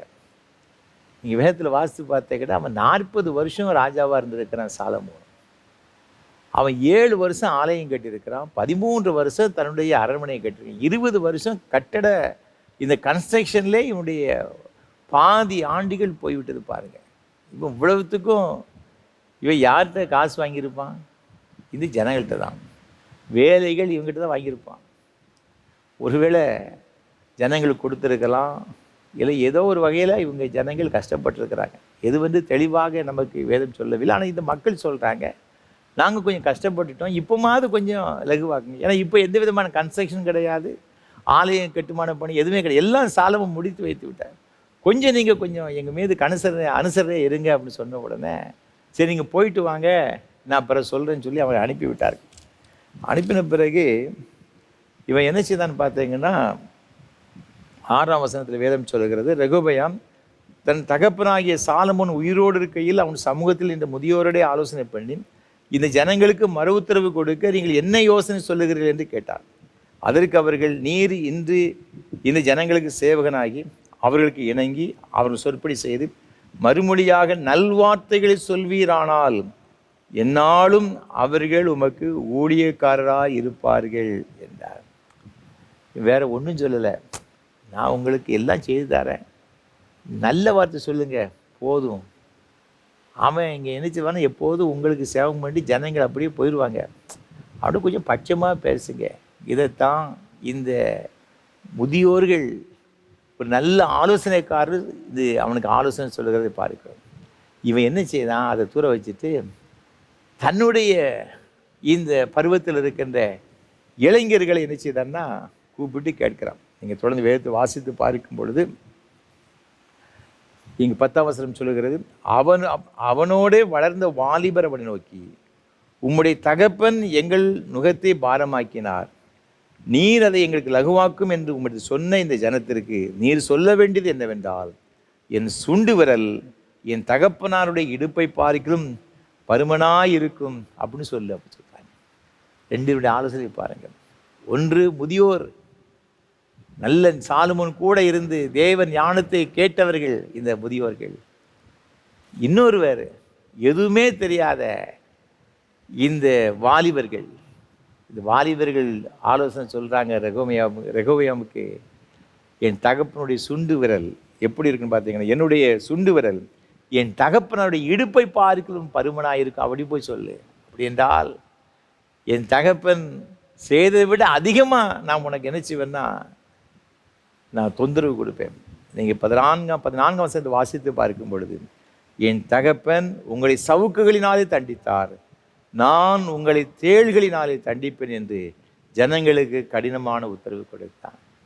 இந்த உத்தரவு எப்படி வந்துச்சுன்னு பார்த்தீங்கன்னா, எந்த விதமான ஆலோசனையும் சரியாக சொல்லாத, இந்த விளையாட்டுத்தனமாக சொல்லி கொண்டிருக்கிற இது வாலிபருடைய பேச்சை கேட்டு செய்த நிமித்தமாக என்ன நடந்துன்னு பார்த்தீங்கன்னா, அதற்கு அடுத்த வசனங்களில் அந்த ஒரே ராஜ்யமாக இருந்த இஸ்ரவேல் தேசம் 2ஆக உடைந்து போயிடுச்சு. இன்றைக்கி நிறைய பிள்ளைகள், வாலிபர்கள் பெற்றோர்கள் சொன்ன ஆலோசனை கேட்கவே மாட்டாங்க. அது அவர்களுக்கு எட்டிய போல கசப்பாக இருக்கும். எப்போ பார்த்தாலும் அப்பா இதே தான் சொல்லிக்கிட்டு இருக்கிறாரு, அம்மா இதே தான் சொல்லிக்கிட்டு இருக்கிறாங்க, இவங்களுக்கு வேறு வேலையே இல்லை அப்படின்னு சொல்லுவாங்க. ஆனால் அவனோடு கூட இருக்கின்ற வயதில் இருக்கின்றவர்கள் எதை சொன்னாலும் அவங்களுக்கு ரொம்ப அது இனிமையாக இருக்கிறது. இன்றைக்கு அநேகர் அப்படித்தான் பிள்ளைகள் கெட்டு போய் கொண்டிருக்கிறாங்க. சில வேளைகளில் சில பெற்றோர்கள் வழியே இல்லாமல் தன்னுடைய பிள்ளையோட நண்பர்களை பார்த்து, எப்பா நீ சொன்னாதான்ப்பா கேட்பான் என் பிள்ளை, நீ சொல்லுப்பா, அவனை ஒழுங்காக வீட்டுக்கு நேரத்தை வர சொல்லு, அவன் கொஞ்சம் கெட்ட காரியங்களை செய்து கொண்டிருக்கிறான், அதுலேருந்து திருந்த சொல்லு, நான் சொல்லி பார்த்தா கேட்க மாட்டேங்க. எத்தனை பெற்றோர்கள் கண்ணீரோடு கூட இந்த அவனுடைய வயதை சார்ந்த அப்படி நண்பர்கிட்ட சொல்கிறாங்க தெரியுமா? காரணம், பெற்றோருடைய வார்த்தையை பிள்ளை கேட்கறது கிடையாது. அவனுடைய ஸ்டேஜில் இருக்கிறவங்க சொன்ன மாத்திரம்தான் அவனுக்கு எல்லாம் நல்லது போல் தெரிகிறது. இந்த உலகம் அப்படிப்பட்ட ஒரு சூழ்நிலைக்கு நேராக சென்று விட்டது. எவ்வளோ ஒரு வேதனையான ஒரு காரியம் பாருங்கள். விளைவை நீங்கள் பார்த்தீங்கன்னா, இந்த இஸ்ரவேல் ராஜ்யம் 2ஆக உடைந்து போய்விட்டது. ஆகவே தான் நீதிமொழிகள் புஸ்தகத்தில் 16ஆம் அதிகாரத்தில் 16ஆம் வசனம் வேத இவ்வாறாக சொல்லுகிறது, பொன்னை சம்பாதிப்பதிலும் ஞானத்தை சம்பாதிப்பது எவ்வளவு உத்தமம், வெள்ளியை சம்பாதிப்பதிலும் புத்தியை சம்பாதிப்பது எவ்வளவு மேன்மை. அன்பான ஆண்டுடைய பிள்ளைகளே, இன்றைக்கு பிள்ளைகள் மாத்திரமல்ல, எல்லாரும் பெற்றோர்களாகி நம்ம எல்லாரும் ஆண்டுடைய ஞானத்தை பெற்றுக்கொள்வதில் நாம் ரொம்ப தீவிரமாக இருக்கணும். இந்த ஞானந்தாங்க ரொம்ப ரொம்ப முக்கியம். எதை சம்பாதித்தாலும் சம்பாதிக்காவிட்டாலும் ஞானத்தை நாம் என்ன செய்யறோம்னா சம்பாதிக்க வேண்டும். ஞானம் ரொம்ப ரொம்ப முக்கியம். இந்த ஞானத்தை ஆண்டவர் யாருக்கு கொடுக்கிறார்? கர்த்தருக்கு பயப்படுகிற பிள்ளைகளுக்கு. அது மாத்திரமல்ல, வேதத்தில் நீங்கள் வாசித்து பார்க்கும் பொழுது தாழ்ந்து சிந்தை உடையவர்களுக்கு ஆண்டவர் ஞானத்தை கொடுக்கிறார். அது மாத்திரமல்ல, ஆலோசனையை கேட்கிறவர்களுக்கு. இன்றைக்கு நமக்கு இந்த வேத புத்தகம் எல்லா காரியத்திற்கும் சிறந்த ஆலோசனையை கொடுக்கிறது. நாம் ஒவ்வொரு டிசிஷன் எடுக்கிறதுக்கு முன்பாக ஆண்டவருடைய சமூகத்தில் காத்திருந்து வேதம் காட்டுகிறபடி நாம் அந்த டிசிஷன் எடுப்போம் என்று சொன்னால், வேதம் நமக்கு கற்றுக் கொடுக்கிற ஆலோசனையின்படி நம்முடைய வாழ்க்கை அமைத்துக் கொள்ளும் என்று சொன்னால், உண்மையாகவே நம்மை போல் ஞானம் உள்ளவர்கள் இந்த உலகத்தில் யாருமே இருக்க முடியாது. இந்த ஞானம் நம்மை மேன்மைப்படுத்துங்க, நம்முடைய முகத்தை பிரகாசிக்க பண்ணும், நிலையான ஒரு வாழ்வு, நித்திய வாழ்வை தரும், நம்ம எல்லா வகையிலும் சிறந்த ஒரு மேன்மையான ஒரு இடத்திற்கு கொண்டு செல்லும் என்பதில் எந்த விதமான சந்தேகம் கிடையாது. அப்படிப்பட்ட ஒரு கிருபையை கர்த்தர் தாமே நம்ம எல்லாருக்கும் விசேஷமாக நம்முடைய பிள்ளைகளுக்கு புதிய கல்வி ஆண்டில் செல்கின்ற நம்முடைய பிள்ளைகள் ஒவ்வொருவருக்கும் கொடுத்து ஆண்டவர் ஆசீர்வதித்து உயர்த்துவாராக. ஆமாம். அர்ப்பணிப்பின் பாடலாக கீதம் 388, கிறிஸ்தவ கீர்த்தனை 397 பாடுவோம். எங்கும் புகழ் இயேசு ராசனுக்கே, ஏழில் மாட்சிமை வளர்வாலிபரே. கீதம் 388, கிறிஸ்தவ கீர்த்தனை 397 பாடுவோம்.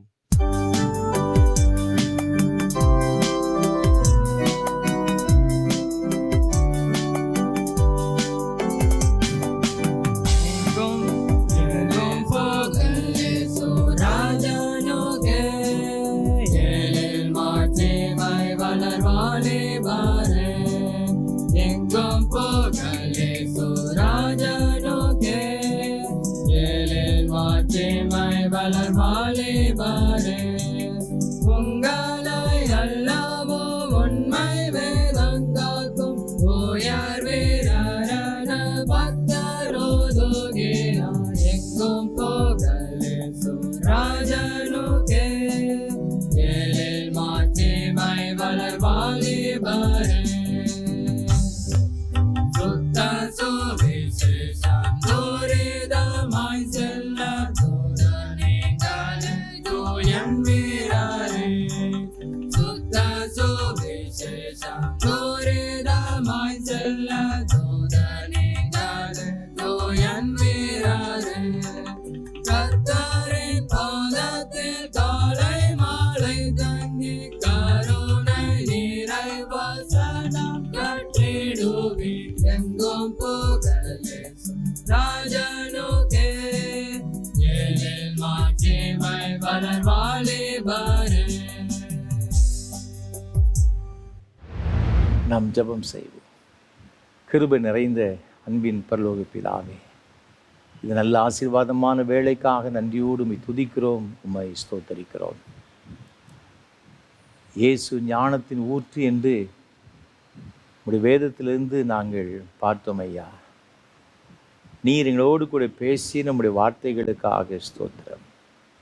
உம்மை நோக்கி ஜெபிக்கிற பிள்ளைகள் ஆண்டவரே உமக்கு பயப்படுகிறவர்களாக, தாழ்ந்த சிந்தை உடையவர்களாக, ஆலோசனையை கேட்கிறவர்களாக இருந்து ஜெபிக்கும் பொழுது ஞானத்தை கொடுப்பேன்னு சொன்னீரே அப்பா. இன்றைக்கும் இந்த ஞானத்திற்கு காத்திருக்கிற பிள்ளைகளுக்காக ஜெபிக்கிறோம். விசேஷமாக புதிய கல்வி ஆண்டுக்குள் செல்லுகிற என் அன்பு பிள்ளைகள் ஒவ்வொருவரையும் உம்முடைய கரத்தில் அர்ப்பணித்து நாங்கள் ஜெபிக்கிறையா.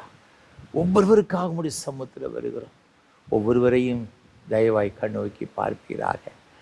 ஆண்டவரே, இந்த புதிய கல்வி ஆண்டில் எங்களுடைய பிள்ளைகளுக்கு உம்முடைய பரம ஞானத்தால் நிரப்பி அப்பா மிக சிறப்பாய் படிக்கவும், அப்படி எதிர்காலங்கள் மிகுந்த ஆசீர்வாதமாக அமைய உதவி செய்யும்படி ஜெபிக்கிறோம்.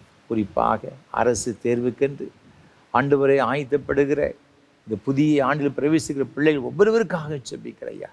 நல்ல மதிப்பெண்கள் பெற்று அவருடைய எதிர்காலங்கள் ஆண்டவர் மிக ஆசீர்வாதமாக இருக்க, நல்ல கல்லூரியில் மெரிட்டில் நம்முடைய பிள்ளைகள் தொடர்ந்து படிப்பதற்கும் எதிர்கால வாழ்க்கை ஆசீர்வாதமாக இருப்பதற்கும் கர்த்தர் உதவி செய்ய வேண்டும் என்று நாங்கள் ஜெபிக்கிறோம் ஐயா. படிக்கின்ற பிள்ளைகள் மாத்திரமல்ல, என்னுடைய குடும்பத்தில் ஒவ்வொருவருக்கும் வேண்டிய எல்லா ஞானத்தையும் தாங்க. நாங்கள் எங்களுடைய வாழ்க்கை ஒரு வெற்றியான ஒரு வாழ்க்கை அமைவதற்கு உங்களுடைய ஞானம் எங்களுக்கு அவசியம். அநேக வேளைகளில் நாங்கள் எங்களுக்கு வேண்டிய சரியான ஆலோசனை இல்லாதபடினால எங்களுடைய தொழில்களில், எங்களுடைய பிள்ளைகளுடைய வாழ்க்கையில் ஆண்டவரின் தனிப்பட்ட பல காரியங்களில் நாங்கள் ஒரு தோல்வி உள்ள ஒரு நிலைமையில் இருக்கின்றோம். தோல்வியடைந்த ஒரு நிலைமையில் இருக்கிறையா. இது எல்லாம் கர்த்தர் மாற்றும்படியை ஜெபிக்கிறையா. இன்றைக்கு முதல் பிள்ளைகள் என்னென்ன காரியத்தில் ஆண்டவரை தோல்வி அடைந்த சூழ்நிலையில் கண்ணீரோடு கூட இருக்கிறார்களோ அது ஒவ்வொருவருக்காக ஜெபிக்கிறோம் ஐயா. ஏன் எதற்கென்று நீங்கள் அறிஞ்சிருக்கிறீங்க சுவாமி. அந்த சூழ்நிலையெல்லாம் கர்த்தர் மாற்றி போடுவீராக சுவாமி. ஆண்டவரே, புது பிள்ளைகளுக்கு வேண்டிய ஆலோசனை நீங்கள் கொடுத்து அந்த துக்கத்திலிருந்து ஆண்டவரே அந்த தாழ்விலிருந்து அவர்களை தூக்கி எடுத்து நிறுத்தும்படியாக நாங்கள் ஜெபிக்கிறோம் ஐயா. ஒவ்வொருவரையும் ஆசீர்வதிங்கப்பா. குடும்ப வாழ்விலே பிரவேசித்திருக்கிற பிள்ளைகளுடைய சில காரியங்கள் ஆண்டவரே, ஐயோ நான் தவறாக முடிவெடுத்து விட்டேனோ, நான் ஏதோ ஒரு காரியம் நான் அவசரப்பட்டு விட்டேனோன்னு சொல்லி வேதனையோடு புலம்புகிற பிள்ளைகள் உண்டு சுவாமி. ஆனால் எந்த ஒரு நிலைமையில எங்களுடைய பிள்ளைகள் புலம்பிக் கொண்டிருந்தாலும் கூட உடைய பிள்ளைகளை சரி செய்ய உம்மால் கூடும் என்று நாங்கள் நம்புகிறோம், விசுவாசிக்கிறோம் ஐயா. ஆண்டவரே, இது பிள்ளைகளுடைய குடும்பங்களை கர்த்தர் கட்டி எழுப்பும்படியாக ஜெபிக்கிறோம் ஐயா. கட்டி எழுப்பும்படியை ஜெபிக்கிறோம் ஐயா. ஆண்டவரே, நீ தந்த கற்பத்தின் கனிகளை உடைய கரத்தில் கொடுக்கிறோம். என் பிள்ளைகளை ஆண்டவரே உம்முடைய ஞானத்தால் நிரப்பி அவர்களை கட்டி எழுப்பும்படியாக ஜெபிக்கிறோம். என்னென்ன காரியத்தில் ஆண்டவர் துன்மார்க்கமான ஆலோசனை நடந்து கொண்டிருக்கிறார்களோ, பாவமான வழியில் ஜீவித்து கொண்டிருக்கிறார்களோ, அவை எல்லாவற்றையும் இந்த பிள்ளைகளை விடுதலையாக்கும்படி ஜெபிக்கிறோம் ஐயா. தவறாக ஆலோசனை கொடுக்கிற நிமித்தமாக என்னுடைய பிள்ளைகள் சீர்கெட்டு போனதை அறிந்திருக்கிறேங்க. நாங்கள் எவ்வளவுதான் சொன்னாலும் அவர்கள் கேட்கவில்லைன்னு சொல்லி கண்ணீரோடு புலம்புகின்ற பிள்ளைகள் உண்டு தகப்பனே. இன்றைக்கு நீங்கள் உங்களுடைய பிள்ளைகளோடு கூட இடைபடுவீராக. கர்த்தர் தம்முடைய இயற்கைக்கு அப்பாற்பட்ட வல்லமையினால் என்னுடைய பிள்ளைகளை கர்த்தர் சந்திக்கும்படியாக ஜெபிக்கிறோம் ஐயா. பாவத்தின் வல்லமையிலிருந்து உமது பிள்ளைகளை விடுதலை ஆக்குவீராக. தேவையில்லாத நண்பர்களோடு கூட இருக்கின்ற ஆண்டவரே அந்த சிநேகத்தை எல்லாம் கர்த்தர் முறித்து போடும்படி நாங்கள் செபிக்கிறோம் ஐயா. ஆண்டவரே உமக்கு பயப்படுகிற பிள்ளைகளாக, பெற்றோருடைய நல்ல ஆலோசனை நடக்கிற பிள்ளைகளாக, பிள்ளைகள் திகழும்படியாடு கிருபைகளை கொடுப்பீராக சுவாமி. கர்த்தருக்கு முன்பாக ஒரு சாட்சி இறந்த பிள்ளைகளாக பிள்ளைகள் வாழுவதற்கு கர்த்தர் உதவி செய்யும்படி ஜெபிக்கிறோம். தகப்பனே உமக்கு ஸ்தோத்திரம். ரட்சிக்கப்படாத கணவன், ரட்சிக்கப்படாத மனைவி அப்பா, பாவத்தில் வாழ்ந்து கொண்டிருக்க ஒவ்வொருவர் ரட்சிக்கப்படும்படியாக ஆண்டவரே நீர் உதவி செய்யுங்க சுவாமி, உதவி செய்யுங்க. சின்னஞ்சிறு பிள்ளைகள் ஆசீர்வதிங்கப்பா. பிள்ளைகள் ஆண்டு ஏற்ற வளர்ச்சியிலேன்னு சொல்லி கலங்குகின்ற பிள்ளைகள் உண்டு தகப்பனே. அவருக்கு நல்ல வளர்ச்சியை கொடுத்து கர்த்தர் ஆசீர்வதிப்பீராக. அதே போல் தகப்பனே உமக்கு ஸ்தோத்திரம். படித்து முடித்து விட்டு வேலைக்கு காத்திருக்கிற பிள்ளைகளுக்கு ஜெபிக்கிறோம். நல்ல வேலை வாய்ப்புகளை தாரும். அயல் நாடுகளில் சென்று படிக்க விரும்புகிற பிள்ளைகளுக்காக, வேலை செய்யும்படியாக வேலை தேடுகிற பிள்ளைகளுக்காக ஜெபிக்கிறோம். உடைய பிள்ளைகளுடைய பிரயாசங்கள் எல்லாம் கர்த்தர் ஆசீர்வாதமாக்கி தரும்படி நாங்கள் ஜெபிக்கிறோம் ஐயா. தகப்பனே நீங்கள் அவ்வாறு செய்கிற தயவுக்காய் ஸ்தோத்திரம். அயல் நாடுகளில் பணி செய்கிற எங்களுடைய பிள்ளைகளுக்காக ஜெபிக்கிறோம். பல அழுத்தங்களுக்கு மத்தியிலே சுவாமி, உலகத்தினுடைய பல பொருளாதார நெருக்கடிகளுக்கு மத்தியிலும் சுவாமி என்ன நடக்குமோ என்று சொல்லி கலங்கி கொண்டிருக்கிற என்னுடைய பிள்ளைகள் ஒவ்வொருவருக்காகவும் ஜெபிக்கிறோம் ஐயா. தம்மை நம்புகிற பிள்ளைகளுக்கு நீர் அடைக்கலமாக இருக்கிறீரப்பா, நீர் கேடகமாக இருக்கிறீர் சுவாமி. உமது பிள்ளைகளுக்கு நீங்கள் கேடகமாக அடைக்கலமாக இருந்து எந்த தீங்கு அணுகாதபடிக்கு அந்த தேசத்தில் அவர்களை ஆசீர்வதித்து கர்த்தர் உயர்த்தும்படியாக நாங்கள் ஜெபிக்கிறோம். நீங்கள் அவ்வாறு செய்கிற தயவுக்காக கோடி ஸ்தோத்திரம் ஐயா. திருமணத்திற்கு காத்திருக்கிற பிள்ளைகளுக்காக ஜெபிக்கிறோம் ஐயா. பல மாதங்களாக ஆண்டுகளாய் காத்திருக்கிற பிள்ளைகள் உண்டு சுவாமி. என் பிள்ளைக்கு வெகு ஆண்டுகளாகி விட்டது, திருமண வயதெல்லாம் கடந்து சென்று கொண்டிருக்கிற சொல்லி கலக்கத்தோடு வேதனையோடு உம்மை பார்த்து கொண்டிருக்கிற பிள்ளைகளுக்காக ஜெபிக்கிறோம்.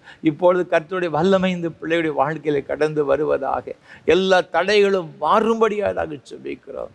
ஒரு அற்புதம் நடக்கட்டும் ஐயா, ஒரு அற்புதம் நடக்கட்டும் ஐயா. உமது பிள்ளைகளுக்கு ஏற்ற துணையை கர்த்தரே கொண்டு வரும்படியாக ஜெபிக்கிறோம் ஐயா. கொண்டு வந்தவளை குடும்பமாக்கி கர்த்தர் ஆசீர்வதித்து தருபடியாக ஜெபிக்கின்றோம். நீங்கள் அவ்வாறு செய்கிற தயவுக்காக கோடி ஸ்தோத்திரம், கோடி ஸ்தோத்திரம். திருமணமாகியும் அன்று குழந்தை இல்லை என்று சொல்லி கண்ணீரோடு கூட நம்முடைய சமூகத்தில் மன்றாடுகிற போது பிள்ளைகளுக்காக, அவருடைய பெற்றோர்களுக்காக ஜெபிக்கிறோம் ஐயா. என்னுடைய மகனுக்கு, என்னுடைய மகளுக்கு திருமணமாகி இத்தனை வருடங்கள் ஆகியும் குழந்தை இல்லையே என்று கண்ணீரோடு கூட இருக்கிற பிள்ளைகளை உங்களுடைய சமூகத்தில் அர்ப்பணிக்கிறேன் ஐயா. தயவாய் இறங்குவீராக, இறங்குவீராக. என் தேவனால் கூடாத காரியம் ஒன்றுமில்லை அப்பா. நீங்கள் செய்ய நினைத்தது ஒன்றும் தடைபடாது. நீரே எங்களுடைய பிள்ளைகளை குடும்பமாக இணைத்து இந்த குடும்ப வாழ்வின் ஆசீர்வாதங்களை இந்த பிள்ளைகள் பெற்றுக்கொள்ள கிருபை தாரும். அவ்வாறு செய்கிற தயவுக்காய் ஸ்தோத்திரம். பேறுகால நிலைமை இருக்கிற சகோதரிகளுக்காக ஜெபிக்கிறோம். ஆண்டவரே உமது பிள்ளைகளை ஆண்டவர் ஆசீர்வதிப்பீராக. ஏற்ற சுகப்பிரசவத்தை கொடுத்து தாயும் செய்யும் பிரித்து எடுத்து உடைய சமூகத்தில் வந்து நன்றி சொல்லுவேன். கர்த்தாவே கிருபை தாரும். தொழில்கள், வியாபாரங்கள், அரசு பணிகள் செய்கிற எல்லா பிள்ளைகளுக்காக ஜெபிக்கிறேன் ஐயா. என்னென்ன வேலைகள் செய்கிற எல்லாவற்றிலும் உடைய ஆசீர்வாதம் தங்கியிருக்கு ஜெபிக்கிறோம். வயதான நிலவிற்கரமையான பெற்றோர்களுக்காக ஜெபிக்கிறோம். இந்த வயோதிப காலத்து ஏற்பட எல்லாம் தலைவீரங்களில் இருந்தும் முது பிள்ளைகளை கர்த்தர் விடுதலையாக்கி நல்ல சுகத்தை ஆரோக்கியத்தையும் கொடுத்து கர்த்தர் நடத்தும்படியாக ஜெபிக்கிறோம் ஐயா. நீங்கள் அவ்வாறு செய்கிற தயவுக்காய் ஸ்தோத்திரம். பல வகையான வியாதினால் கஷ்டப்படுகிற பிள்ளைகளுக்காக ஜெபிக்கிறோம். என்னென்ன வியாதினால் கஷ்டப்படுகிறார்களோ சில பேர் ஆண்டவரே உமக்கு ஸ்தோத்திரம், நான் நடக்க முடியலை, ஆண்டவர் உட்கார முடியலை, சாப்பிட முடியலை, என்னுடைய சரத்து முழுவதும் எரிச்சலாக இருக்கிறது, ஆண்டவர் வேதனையோடு கூட இருக்கிறேன் என்று சொல்லி கலங்குகின்ற பிள்ளைகள் உண்டு சுவாமி.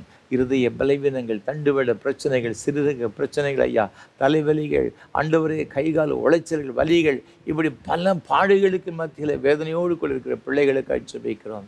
கர்த்தருடைய சுகமளிக்கிற வல்லமை இந்த பிள்ளைகள் மீது கடந்து வருவதாக, எல்லாம் பலவீனங்களும் இயேசு கிறிஸ்துவின் நாமத்தில் வெளியேறும்படியாக ஜெபிக்கிறோம். இயேசு கிறிஸ்துவின் நாமத்தினால் உமது பிள்ளைகளுடைய வாழ்க்கை ஒரு அற்புதம் நடக்கட்டும் என்று நாங்கள் ஜெபிக்கிறோம் ஐயா. அற்புதம் நடப்பதாக, அற்புதம் நடப்பதாக. அவர்தாமே நம்முடைய பலவீனங்களை ஏற்றுக்கொண்டு நம்முடைய துக்கங்களை சுமந்தார், நமக்கு சமாதானத்தை உண்டு போன ஆக்கின அவர் மீது வந்தது. அவருடைய தழும்புகளால் குணமானீர்கள் வசனம் சொல்லுகிறது. அப்பா ஆண்டவரே, உங்களுடைய தழும்பு நிறைந்த கரத்தினாலே உமது பிள்ளைகளை தொட்டு சுகமாக்கும்படியாய் ஜெபிக்கின்றோம். அதற்காக ஸ்தோத்திரம். இனி என்னென்ன தேவைகளோடு உமது பிள்ளைகளுடைய சமூகத்தில் காத்திருக்கின்றார்களோ ஒன்று கூட குறைவில்லாமல் எல்லாவற்றையும் பெற்றுக்கொள்ள வேண்டும் ஐயா. அவருடைய வாஞ்சைகள் விருப்பங்கள் எல்லாம் அறிந்திருக்கிற தேவன். எல்லாவற்றையும் ஆண்டவரே பரிபூர்ணமாய் பெற்று அனுபவிக்க கருவை தாரும். தகப்பனே உமக்கு ஸ்தோத்திரம். ஏழைகள், எளியவர்கள், திக்கற்றவர்கள், அனாதைகள், கைவிடப்பட்டவர்கள் ஒவ்வொருவருக்காக ஜெபிக்கிறோம். ஒவ்வொருடைய ஜெபங்களையும் கேட்டு கர்த்தர் பதில் செய்வாராக. நீங்கள் அவ்வாறு செய்ய தயவுக்காய் ஸ்தோத்திரம். இந்த ஆராதனை வேலைக்கு பல வகையில் உதவி செய்கிறேன் ஒவ்வொரு குடும்பங்களுக்காக ஜெபிக்கிறோம் ஐயா. எல்லா குடும்பங்களையும் கர்த்தர் ஆசீர்வதிப்பீராக. இந்த நாளிலும் கூட இந்த ஆராதனை வேளை ஒளிப்பதிவை தாங்க முன்வந்த அருமையான குடும்பத்தின் பிள்ளைகளுக்காக, நாசிரியத்தை சார்ந்த அருமையான முது பிள்ளைகள் திரு ராஜா சிங் அவர்களுக்காக, திருமதி பிரமிளா ஜெயராணி அம்மா அவர்களுக்காக நன்றி செலுத்துகிறோம் ஐயா. உம்மை நேசிக்கிற இந்த அருமையான குடும்பத்தின் பிள்ளைகளுக்காய் ஸ்தோத்திரம். ஆண்டவர் தாமே உமது அடியார்களுக்கு நல்ல சுகத்தையும் பலத்தையும் நீடித்த சுகவாழ்வையும் கொடுத்து நீ உன் பிள்ளைகளையும் இஸ்ரவேலுக்கு உண்டாங்க சமாதானத்தை காண்பாய் என்ற வார்த்தையின்படி மேன்மையான ஆசீர்வாதங்களை கர்த்தர் கட்டளிவீராக. நீங்கள் கொடுத்த 2 பிள்ளைகளுக்காக, அவளுக்கு ஒரு நல்ல குடும்ப வாழ்வுக்காக ஆண்டவரே உமக்கு ஸ்தோத்திரம் ஐயா. அவர்களுக்கு கொடுத்த அருமையான கற்பதின் ஒவ்வொருவருக்காக ஸ்தோத்திரம் ஐயா.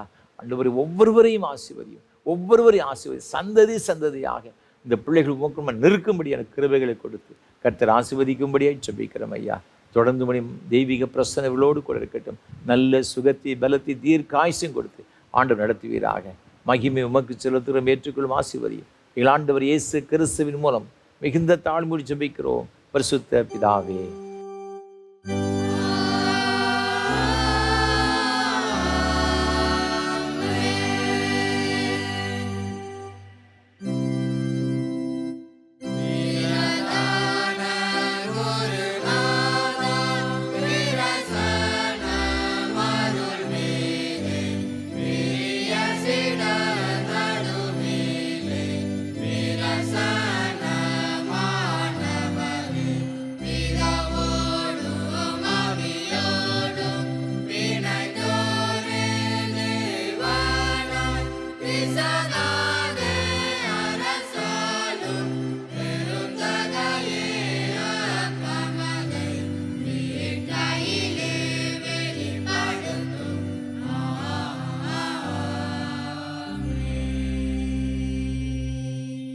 கர்த்தர் உங்களோடு இருப்பாராக.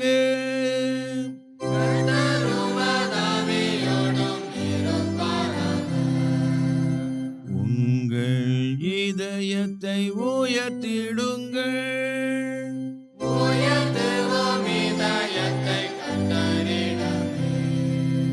ஸ்தோத்திரம் செலுத்துவோம் தேவனுக்கே.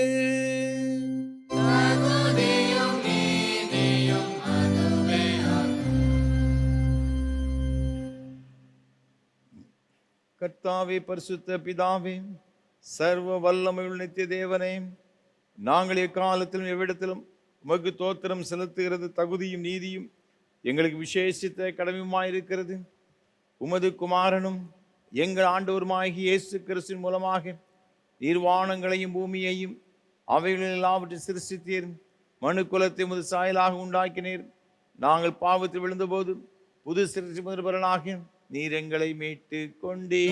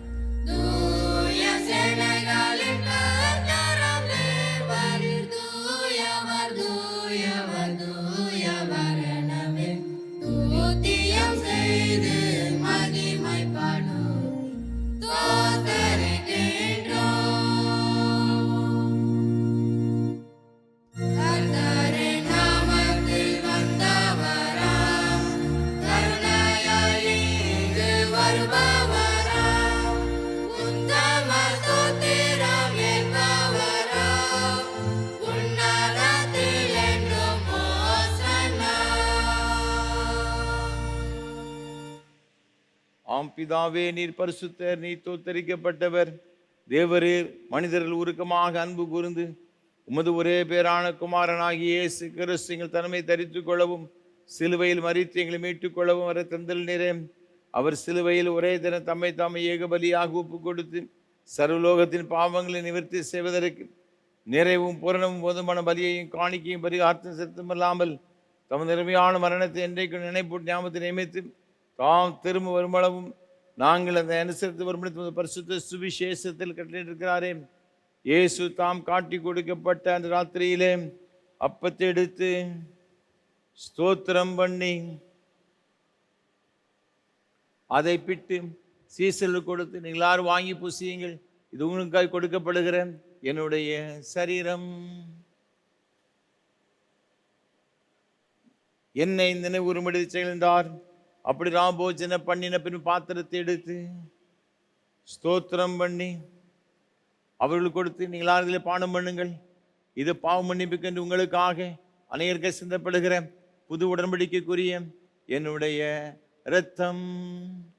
இதை பானம் பண்ணும் பொழுதெல்லாம் என்னை நினைவுறும்படி இதை செய்யுங்கள் என்று திருவுளம் பற்றினார்.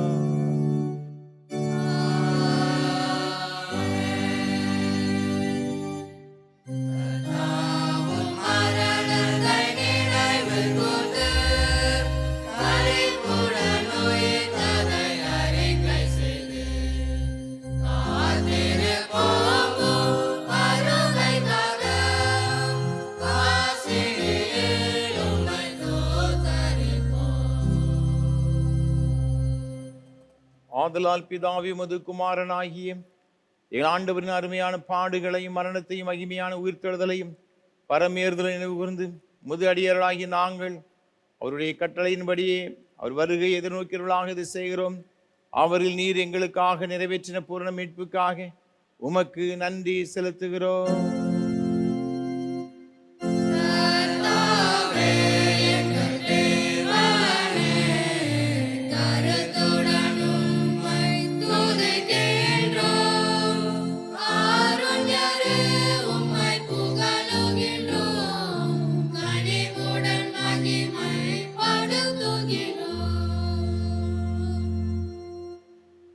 இரக்கமுள்ள கர்த்தாவே, நாங்கள் பிற்கிற அப்பம் கிறிஸ்துவின் சரீரத்தின் ஐக்கியமாயும் நாங்கள் ஆசீர்வதிக்கிற பாத்திரம் கிறிஸ்துவின் இரத்தத்தின் ஐக்கியமாய் இருக்கும்படி எங்களையும் நீரை தந்த இந்த அப்பத்தையும் திராட்சை ரசத்தையும் ஒரு பரிசுத்த ஆவியினால் பரிசுத்தப்படுத்த வேண்டும் என்று மிகுந்த தாழ்மையோடு பிரார்த்திக்கிறோம்.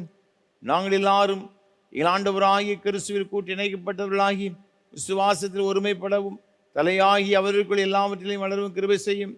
அவரோடு பரிசுத்த ஆவியோடு ஐக்கியமாயிருக்கிற சர்வ வல்லமையுள்ள பிதாவாகி உமக்கு அவர் மூலமாய் சகல கன மகிமையும் என்றென்றைக்கு உண்டாவதாக.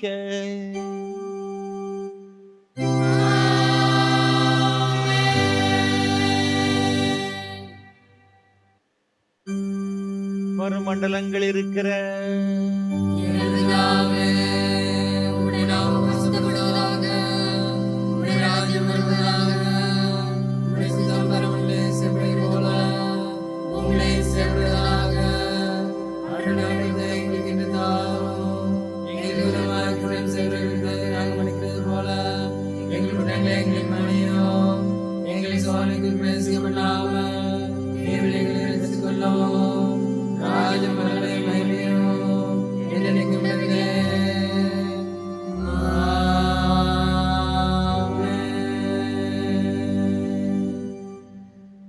ஆண்டவருடைய திருப்பந்தியில் பங்கு பெறுவதற்கு நம்மில் எவ்வளவேனும் தகுதி இல்லை என்று உணர்ந்தவர்களாக ஆண்டவர் நம்மை தகுதிப்படுத்தும்படி பரிசுத்தப்படுத்தும்படியாக நாம் யாவரும் சேர்ந்து தாழ்மையின் விண்ணப்பத்தை ஏறெடுப்போம்.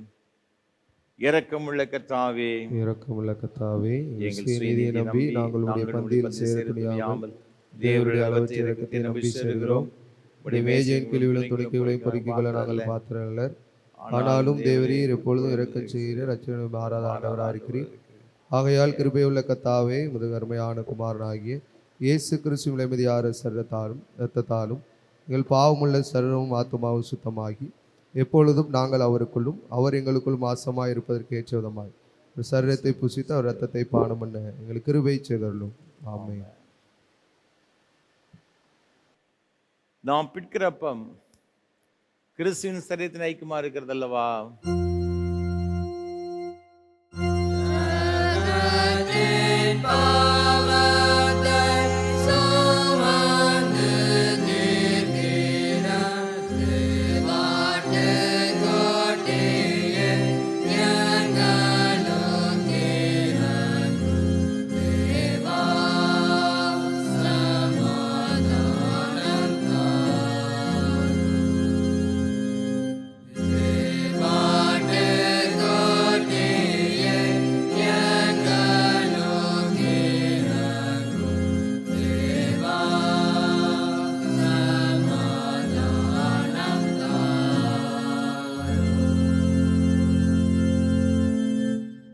ஜெபம் பண்ண கடவோம். கிறிஸ்துவின் சரீரமும் இரத்தமுமாகி சாக்கிரமதி விசுவாசத்தினால் பெற்றுக்கொண்டவர்களாகி நாம் அவருக்கு தோத்திரம் செலுத்துவோமாக. யாவரும் சேர்ந்து சொல்லுவோம்.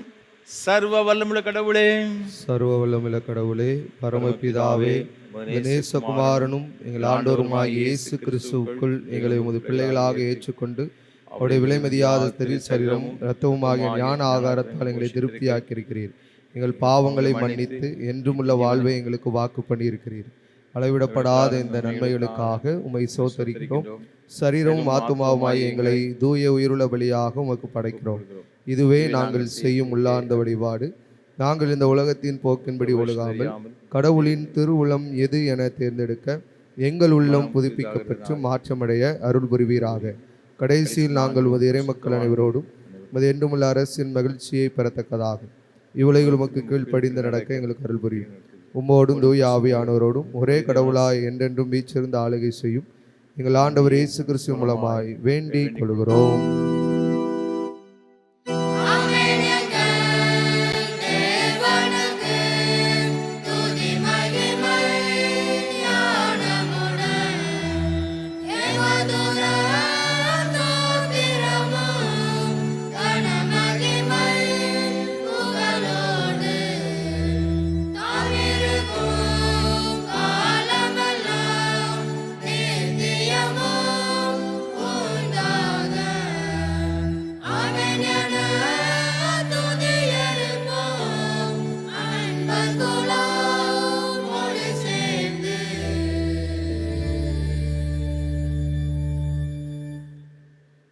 எல்லா புத்திக்கு மேலான தேவ சமாதானங்களோடு கூட இருந்து நீங்கள் தேவனையும் அவருடைய குமாரன் ஆகிய நம்முடைய நாதர் இயேசு கிறிஸ்து பற்றி அறிகிற அறிவிலும் அன்பில் நிலைத்திருக்கும்படி உங்கள் இருதயத்தை சிந்தை காக்கிடுவது பிதா குமாரன் பரிசுத்த ஆவியாகிய சர்வ வல்லமை உள்ள தேவனுடைய ஆசீர்வாதங்களோடு கூட இருந்து இன்றும் இன்னும் சதா காலங்களிலும் உங்களோடு நிலைத்திருக்க கடவுது.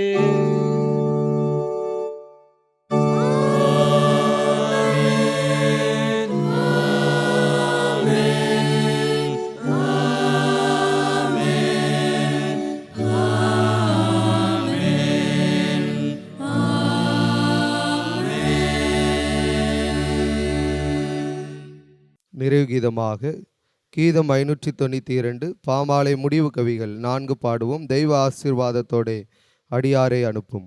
கீதம் 592 பாமாலை முடிவு கவிகள் 4 பாடுவோம்.